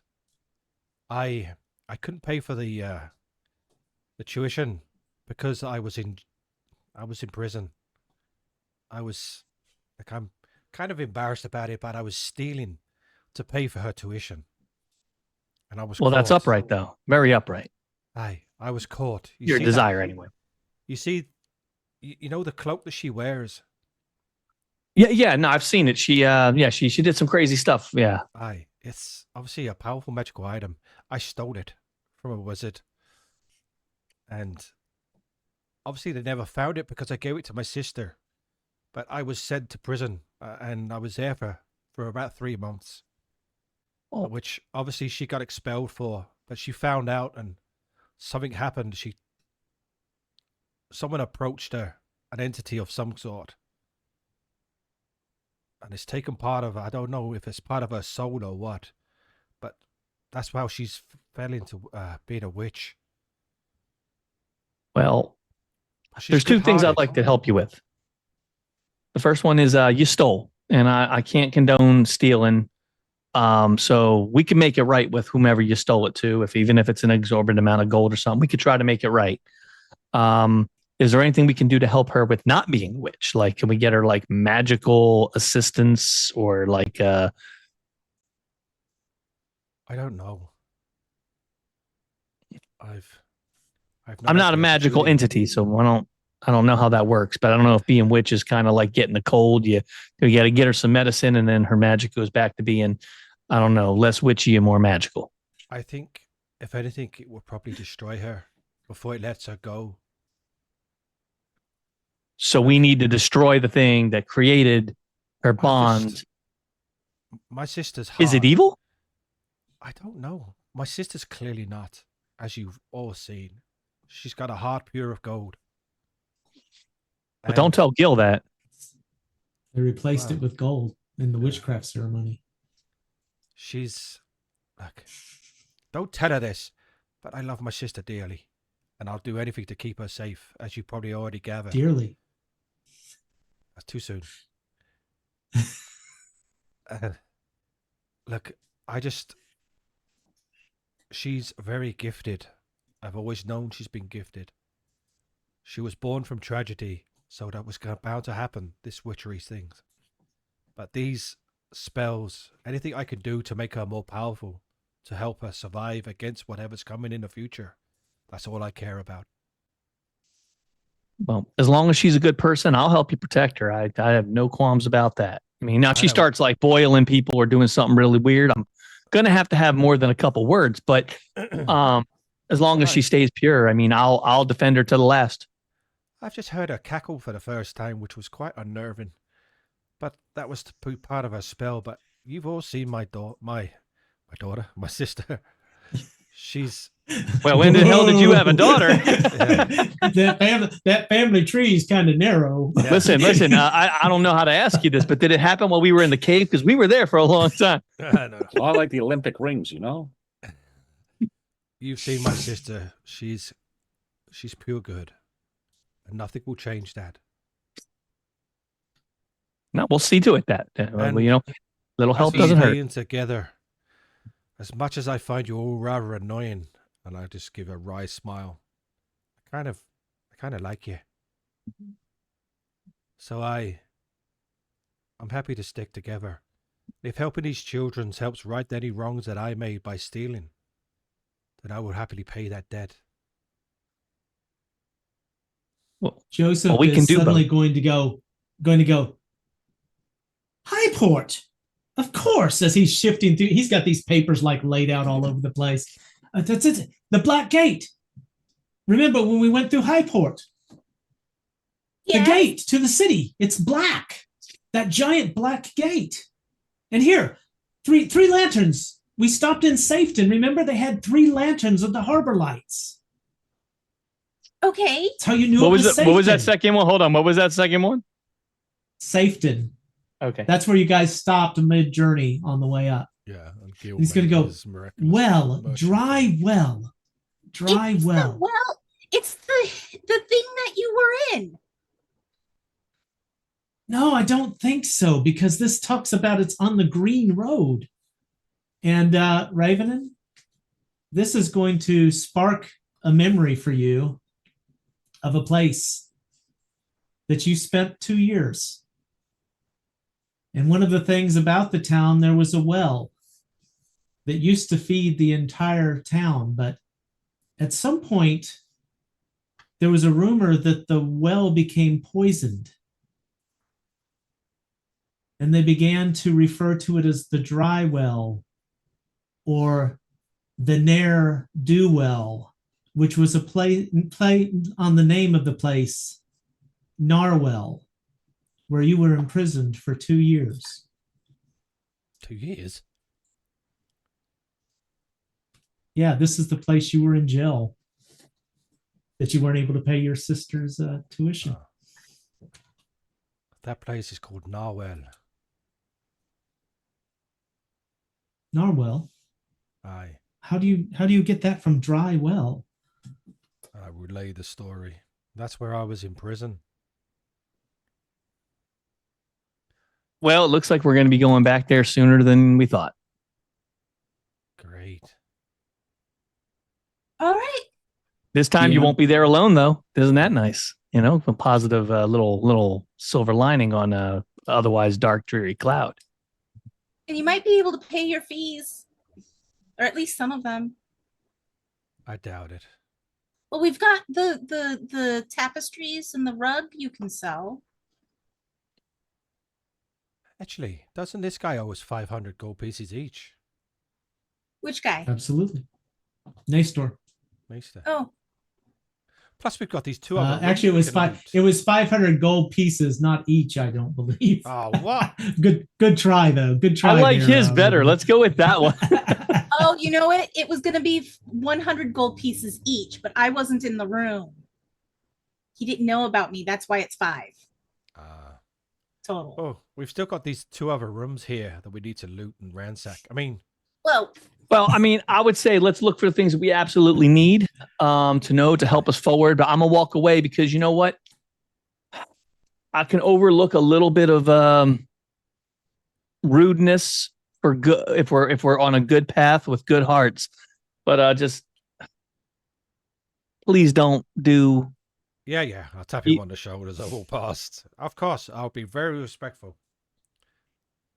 I'll open the next room. And as I'm walking a bit away, I'm gonna be like, I don't think that's gonna happen. But I'm trusting and believing, and please don't let me realize I'm wrong. And DM. Are you going into this room to the east, directly Yeah. across from Basilis? Yeah. Okay. Do that one first, yeah. You open the door to this room, and it just reeks of sweat and filth. There are 2 braziers in the corners of the room, glowing with glowing coals that kind of give you a dim light to the space. If Hermona comes in, of course, that becomes a bright light. and I opened There's the a windows. low. You open the windows. These aren't nailed shut. A low stone slab sits near the north wall, and there's a heap of dirty furs lying against the south wall. There's a collection of chains, manacles, and leather straps hanging from the ceiling. I don't like this room. Aye, me either. And against the wall, there's a heavy wooden rack with whips and Nope, prods I'm leaving. and knives. I'm leaving the room. I am I'll do a leaving the thorough room. search. You are searching by brazier light and window. I'm glad I left before they found the sex dungeon. No, thank I think you just did, if you listen to the description. Yeah, I was All like, right. yeah, I'm downstairs, completely unaware of the debauchery rooms you found. As you search this room, you find 2 leather pouches. They are greasy, nasty, blood-stained, but they both have symbols on them very similar to the symbols that were tattooed on the clerics. Have a look inside them. Each of them hold 100 gold pieces. So that's 100 200 gold pieces total. All right, dwarf, write that down. 200 gold. Okay. Is that a thorough search, yeah? That is a thorough search in this room. I'm going to go ahead and tell you there are no hiddens in this room. Okay. I'll try the south room then. All right. I was waiting outside the door. Joseph That's is, 200 as you gold. enter this room, Joseph is just shaking his head. You know, this will not stand. He's very upset by this stuff. Okay, you open this last one. This one smells, but not as bad. It has that smell of unwashed bodies. There are several tiers of bunks in here that line the walls, and you see a dozen people chained to bunks in here.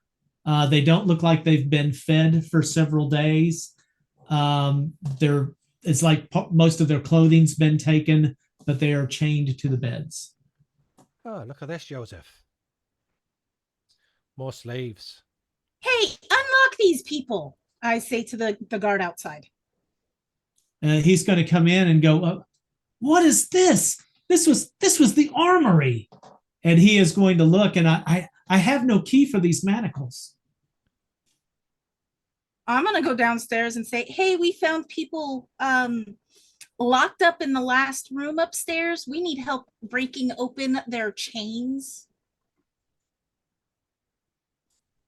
I will come back upstairs to start bashing their connection to the walls. And okay. They're not difficult to break. These people would be in no condition to fight.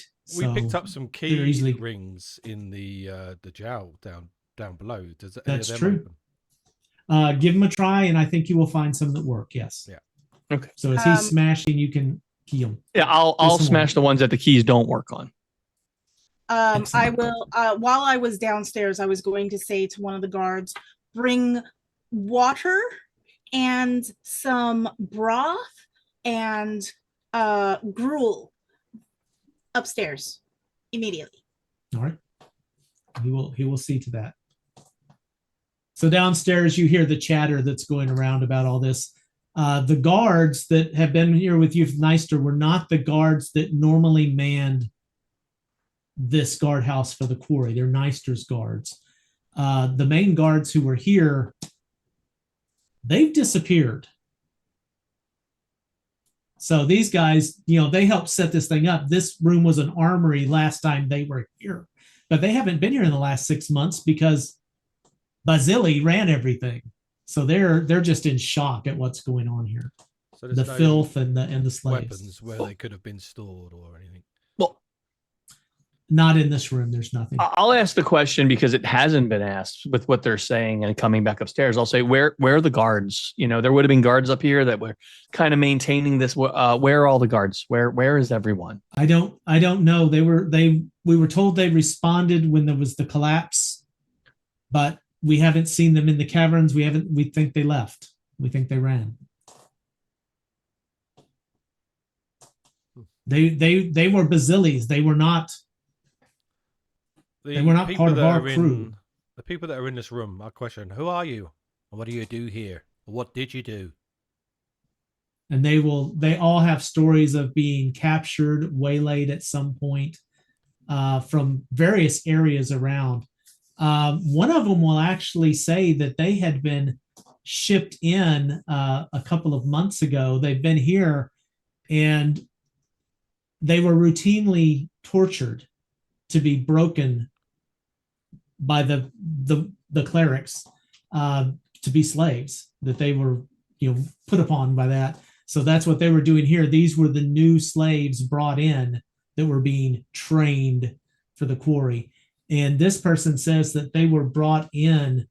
They didn't know the path too well, but they were brought up the coast part way, then brought in along the Whelkwood forest path. So they would have gone through Narwhal to come here. So that confirms your assumption. Narwhal is on this route. Well, you're all free to go. We would like for you to partake in some broth and light gruel and water to help heal your bodies before you leave. Please. You don't have to stay in this room, but the broth and the gruel and the water will help with your bodies get used to food again. No, do it thank you. slowly. We've been fed. There was a mouse that would bring us all bits of food. Oh, wonderful. Not a lot, but but it helped as much as carry he us could over. carry at that time. Yes. Well, we're going to have more food. Eat it slowly because your bodies might react badly to rich, large amounts of food. So eat food, eat it slowly. Don't overeat quickly because that can kill you just as much as starvation. Thank you. Now we'll see you in the tavern for some beers. You're buying, and I walk out. There's no riches in there. After we freed them all. I'll go out on the whatever they're called, the parapets. Is it parapets? I can't remember what they're called. Yeah, that works. I'll just have a walk around, see if nothing's out there. From here, you can actually kind of see down a bit. You can't get a clear view of the docks because there are trees and things, and the path bends. But you get a good overview of the area around. The quarry, however, the back stone wall of the quarry goes a bit higher than the parapet, so you can't really see up that area as well. But you see where they have the last bits of the stragglers. They're taking their time feeding and moving. So you've got different groups of the slaves and stuff like that. You've got some of the mining crew that's bringing tools and bringing stuff back in. So they seem to be doing what they can to comfort the people that you've brought out. They haven't taken them into the village yet because there's no place for them. So they're erecting like a tent city outside of this area.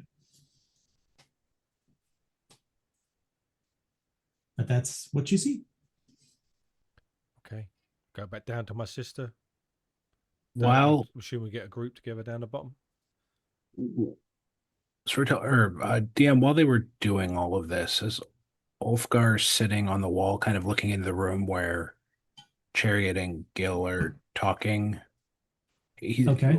Ulfgar's still like intently looking at Chariot and the deer, and from that stare, like something from inside of him kind of activates, and he inherently casts Detect Magic. Okay. And that's what those D100 rolls. First, I rolled to see if I could cast it with my magical resistance, and then I have a 10% chance of seeing the School of Magic, which I rolled a 1, which I believe with this I succeeded. Okay. So I get 60 feet of around me, knowing if there's magic and the school. All right. Well, I think you're going to pick up something from Chariot and probably the crap she has in her backpack. Yeah. And I think it's going to be varying. There's going to be conjuration and summoning. My focus is more on the like I figured there was going to I would see that. Well, I guess this is a new ability, so I might be a little overwhelmed, but my focus was more on the deer as I was looking in there. Okay. Well, since it's 60 feet, I was kind of going around. Right. So as you look at the deer, it does have a bit of a cast to it. You get not a type of conjuration and summoning, but this creature wasn't conjured or summoned. It was more bound, but this is the school that you're seeing it in, is that conjuration and stuff. See, I'm trying to think what else is in the zone that you would see. Nistor is wearing a ring, and that ring gives you an illusion. So something illusory about it.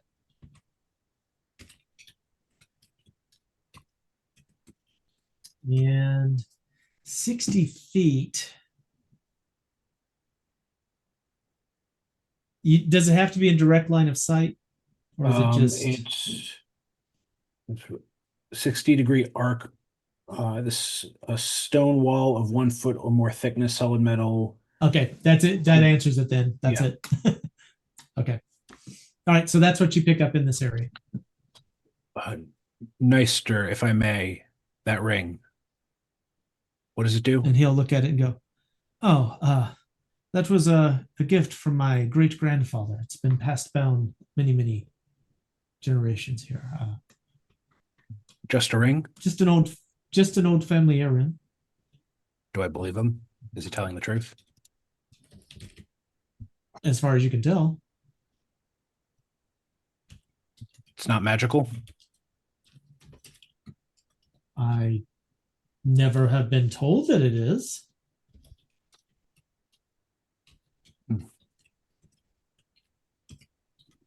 And he'll take it off and kind of hand it to you and go, like I said, it's just a family heirloom. You can see the embedded in the front. That's the family seal. We use it to seal wax.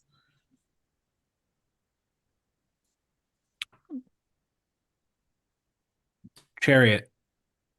Mm-hmm. I'm picking up some illusion ability from this ring. Are you able to confirm if I'm correct? It's not been long enough for me to cast another detect magic, has it? Or read magic? You're out of slots. Yeah, I think you're out. You need to rest a little bit. Am I able to look at the ring and have any ideas? You see this ring, it's a gold ring. It's got kind of a smoky quartz inset, and the quartz has been engraved with the family seal on it. But that's really all you can tell about it. With him taking it off and just handing it to me, I'm less suspicious of him. You might want to have this looked at, Neister. Of course. I mean, I think it could be more than just a ring. I'll hold it down and he looks to at Fern it, and ask. and he's just interesting. I have no idea. And I'll go back to being slumped on the wall. Right. He'll put the ring back on his finger. Show it. Wait, hold on. Before you leave. Psst, Fern, come here. And I'll motion my little deer over. Look at that. Do you know anything about that? I don't explain anything to this guy. So all he sees is a deer walking up and sniffing. All right. The deer inside your head, the deer, you're going to hear, "Oh, mistress, it's a ring that," and then the voice shifts and it says, "brings order."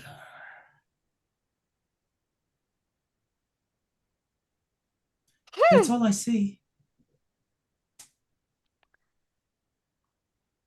Do you mind if I borrow that ring, sir? If I promise to give it back tomorrow? It is a family heirloom, and I thought you have my full back tomorrow. Yes. Of course, I suppose, and he'll hand it over to you. I'll take it carefully, and then I will give it back to you tomorrow. Oh, okay.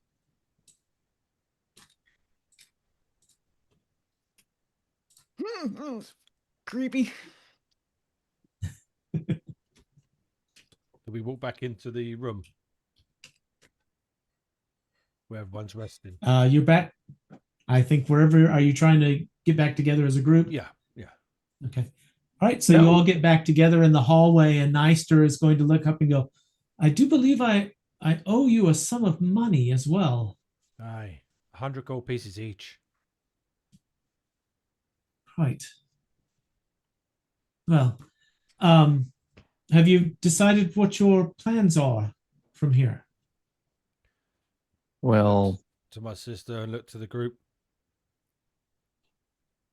I let Tyrig speak.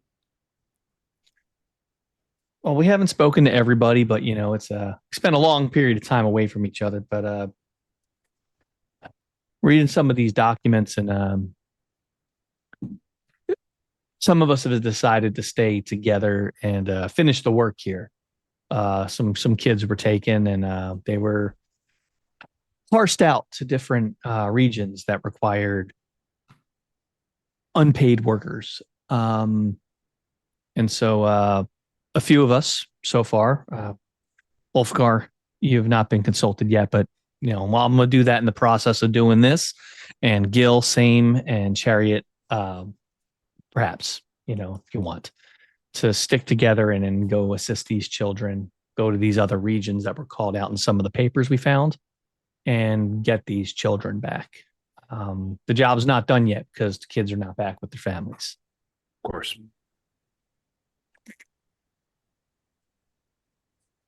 And once Gil wakes up, I'm sure he'd do whatever I ask him to do. Yes, we're going to go find all of the children that were sold into slavery and bring them back to their families.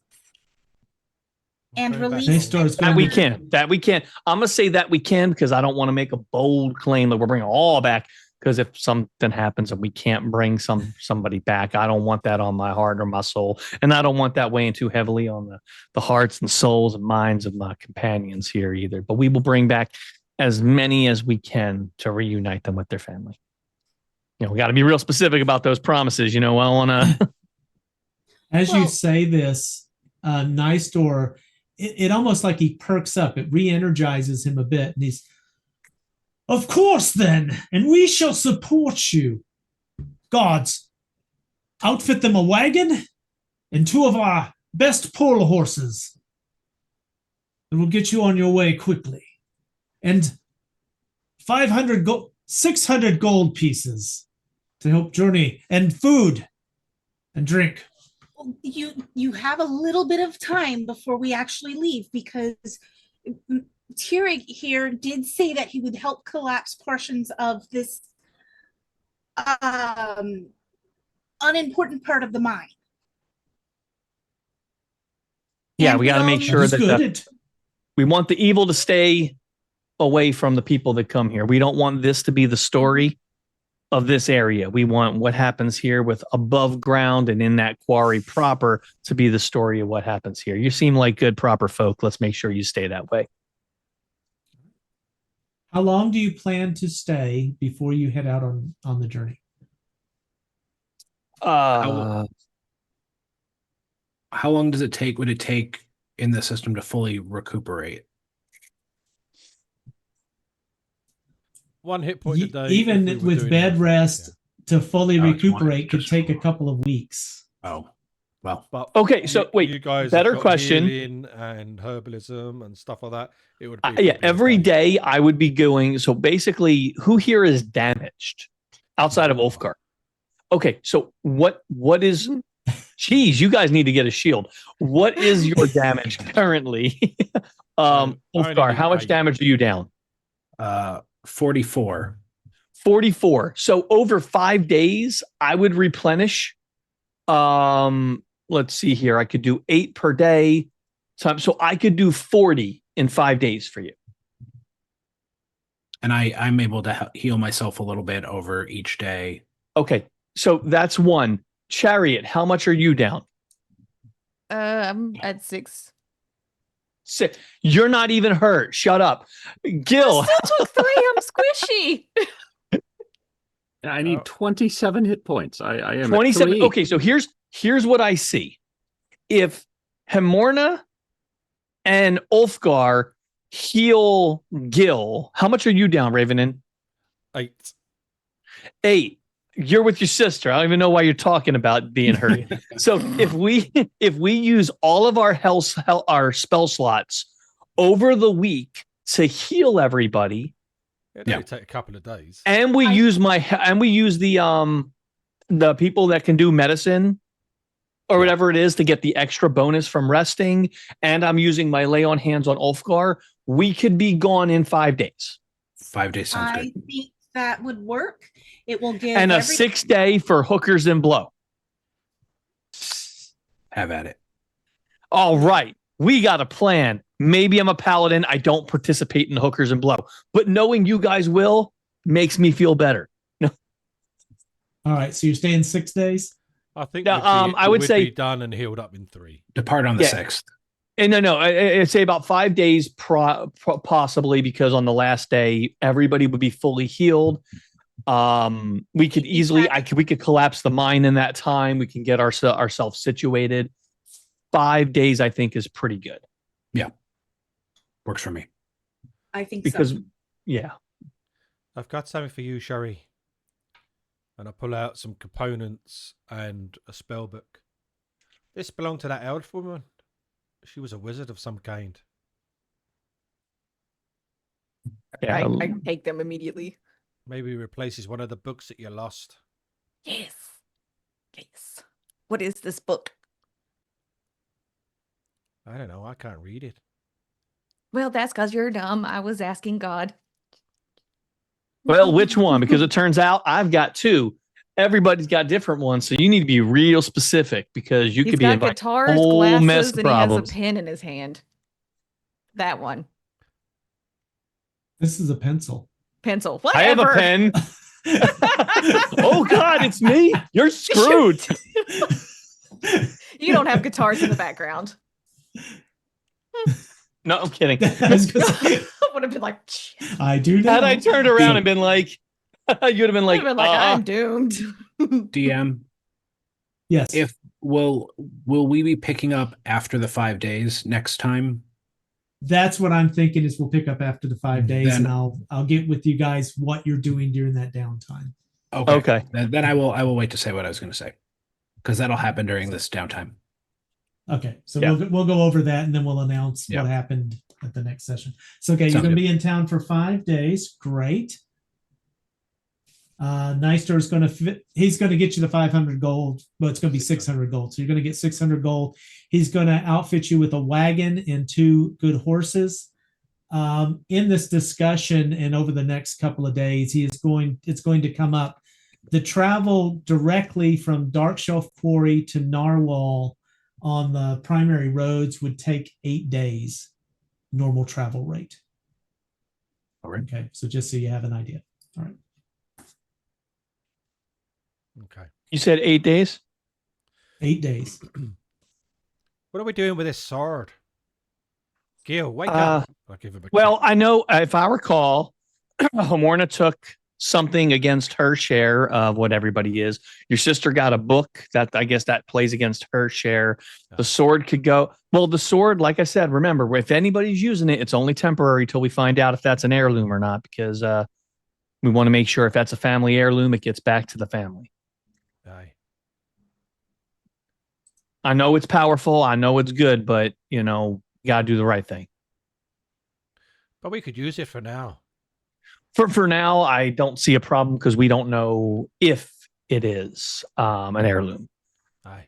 We can only work with the information we got at our fingertips, and it turns out our fingertips don't know a damn thing. We can probably take the 5 days to distribute, see if we can help the town and the slaves with any of what has been found. Mhm. That is this true. time. We may want to help them. Nothing needs to be decided right this second. And out of character, I'll put up a full comprehensive list of everything that we've gotten into Discord, so that way Great. everybody has the same information. Because it turns out you can't read my book because you're not here. If anybody really wants to visit just to read this, y'all got too much money and too much time, and you need to make some better choices in your life. Except for me, because I live in the same house. Gil. Is he awake yet? Gil, have Yes. you woken up yet? I mean, you've probably gotten a couple hours presumably, sleep. yes. There's been a lot of commotion.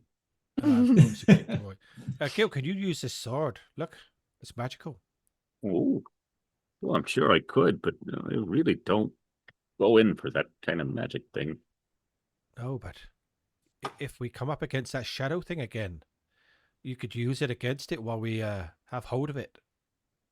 It's if it is the heirloom, obviously we'll send it back to the family, but for now, at least you could hold it. That I could do. Still, magic always it doesn't sit well with me. So, are we But I sure it's not still going to do nothing bad? Do I sense any evil on the sword? No, you do not. So I'll reach out and I'll just kind of just feel for it, and I'll just say, Gil, no, I don't sense anything. I don't feel anything evil about that weapon at all. Well, Ham, what were you gonna say? You know about these sorts of things. It should be okay, but it's on loan until we know what's going on with it. So just don't break it or lose it. All right, that makes sense.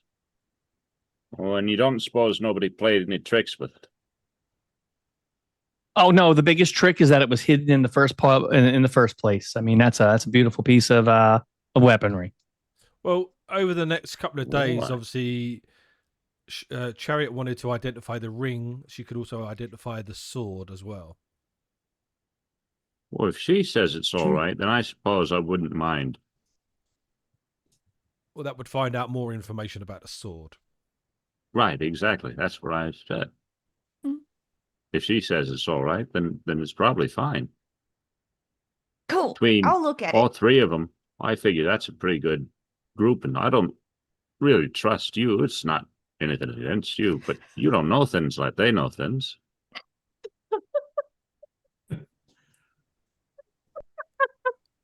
I do. No, you don't know about the fermentation. You know about the cooking. Yeah, and the killing. You know real good about that. You stabbed the hell out of that guy. Oof. But the magic. Well, I ain't seen any magic fall out of you. There's magic falling out of your sisters. Well, I probably shouldn't say. You probably shouldn't say. But I want a question for you too, Revenant. I was thinking about it. Your sister said it a long time ago, and it'd been sitting in my mind. What's it like being a secret Ponce?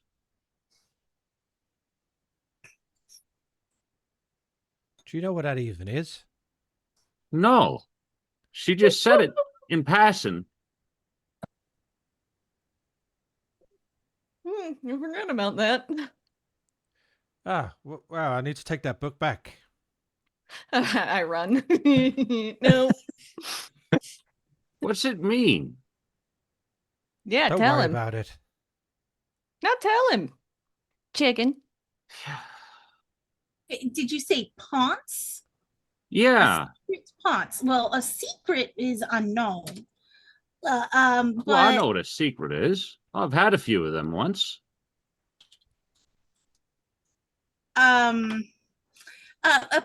pretentious. Lucky's gonna know what that means. High and mighty when he Can we should. let the poor man rest? Honestly, this is one of the times I just want to sit back and watch and see where this show goes because I don't feel any ill intent, but I Well, see a lot of I I see a lot of understand. entertainment. In the first instance, what is it that you did before? How is it you come to be a secret Ponce in the first place? Aye. Just from killing people, really, I suppose. Oh, No. that's a hard life killing folks. This Knowing is the more than most she killing I does. ever seen.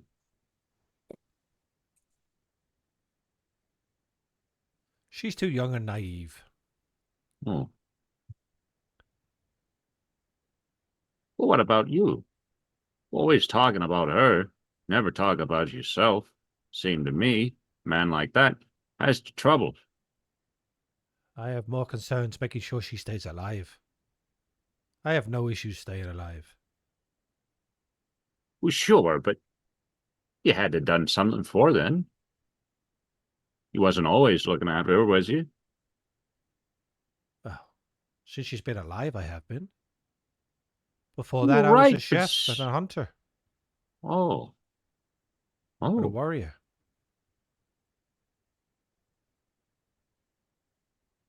Who'd you fight for then? I've never really fought much before then. It was more training. Oh. Hadn't really left our lands.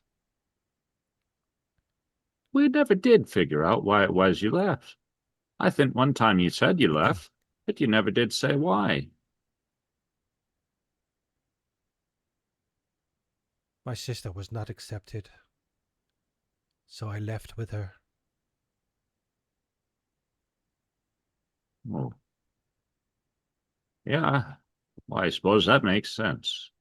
I would leave too. folks that intercept me. Mostly it's been all right everywhere I go, though. Aye. It's been better since I've met you guys. That's true. I never knew that folks would treat each other like this. Well, at least I hadn't seen it. Well, I guess that's what friends do, Gil. Well, I don't know. I ever had really one of them. Some folks have given me coin and called me a friend. And, well, I thought that was kind of like it, but no, you're right. These are friends, I think.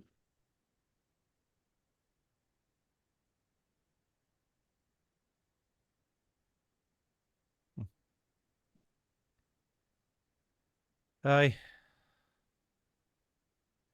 Anyway, let's go spend some of that coin on beer.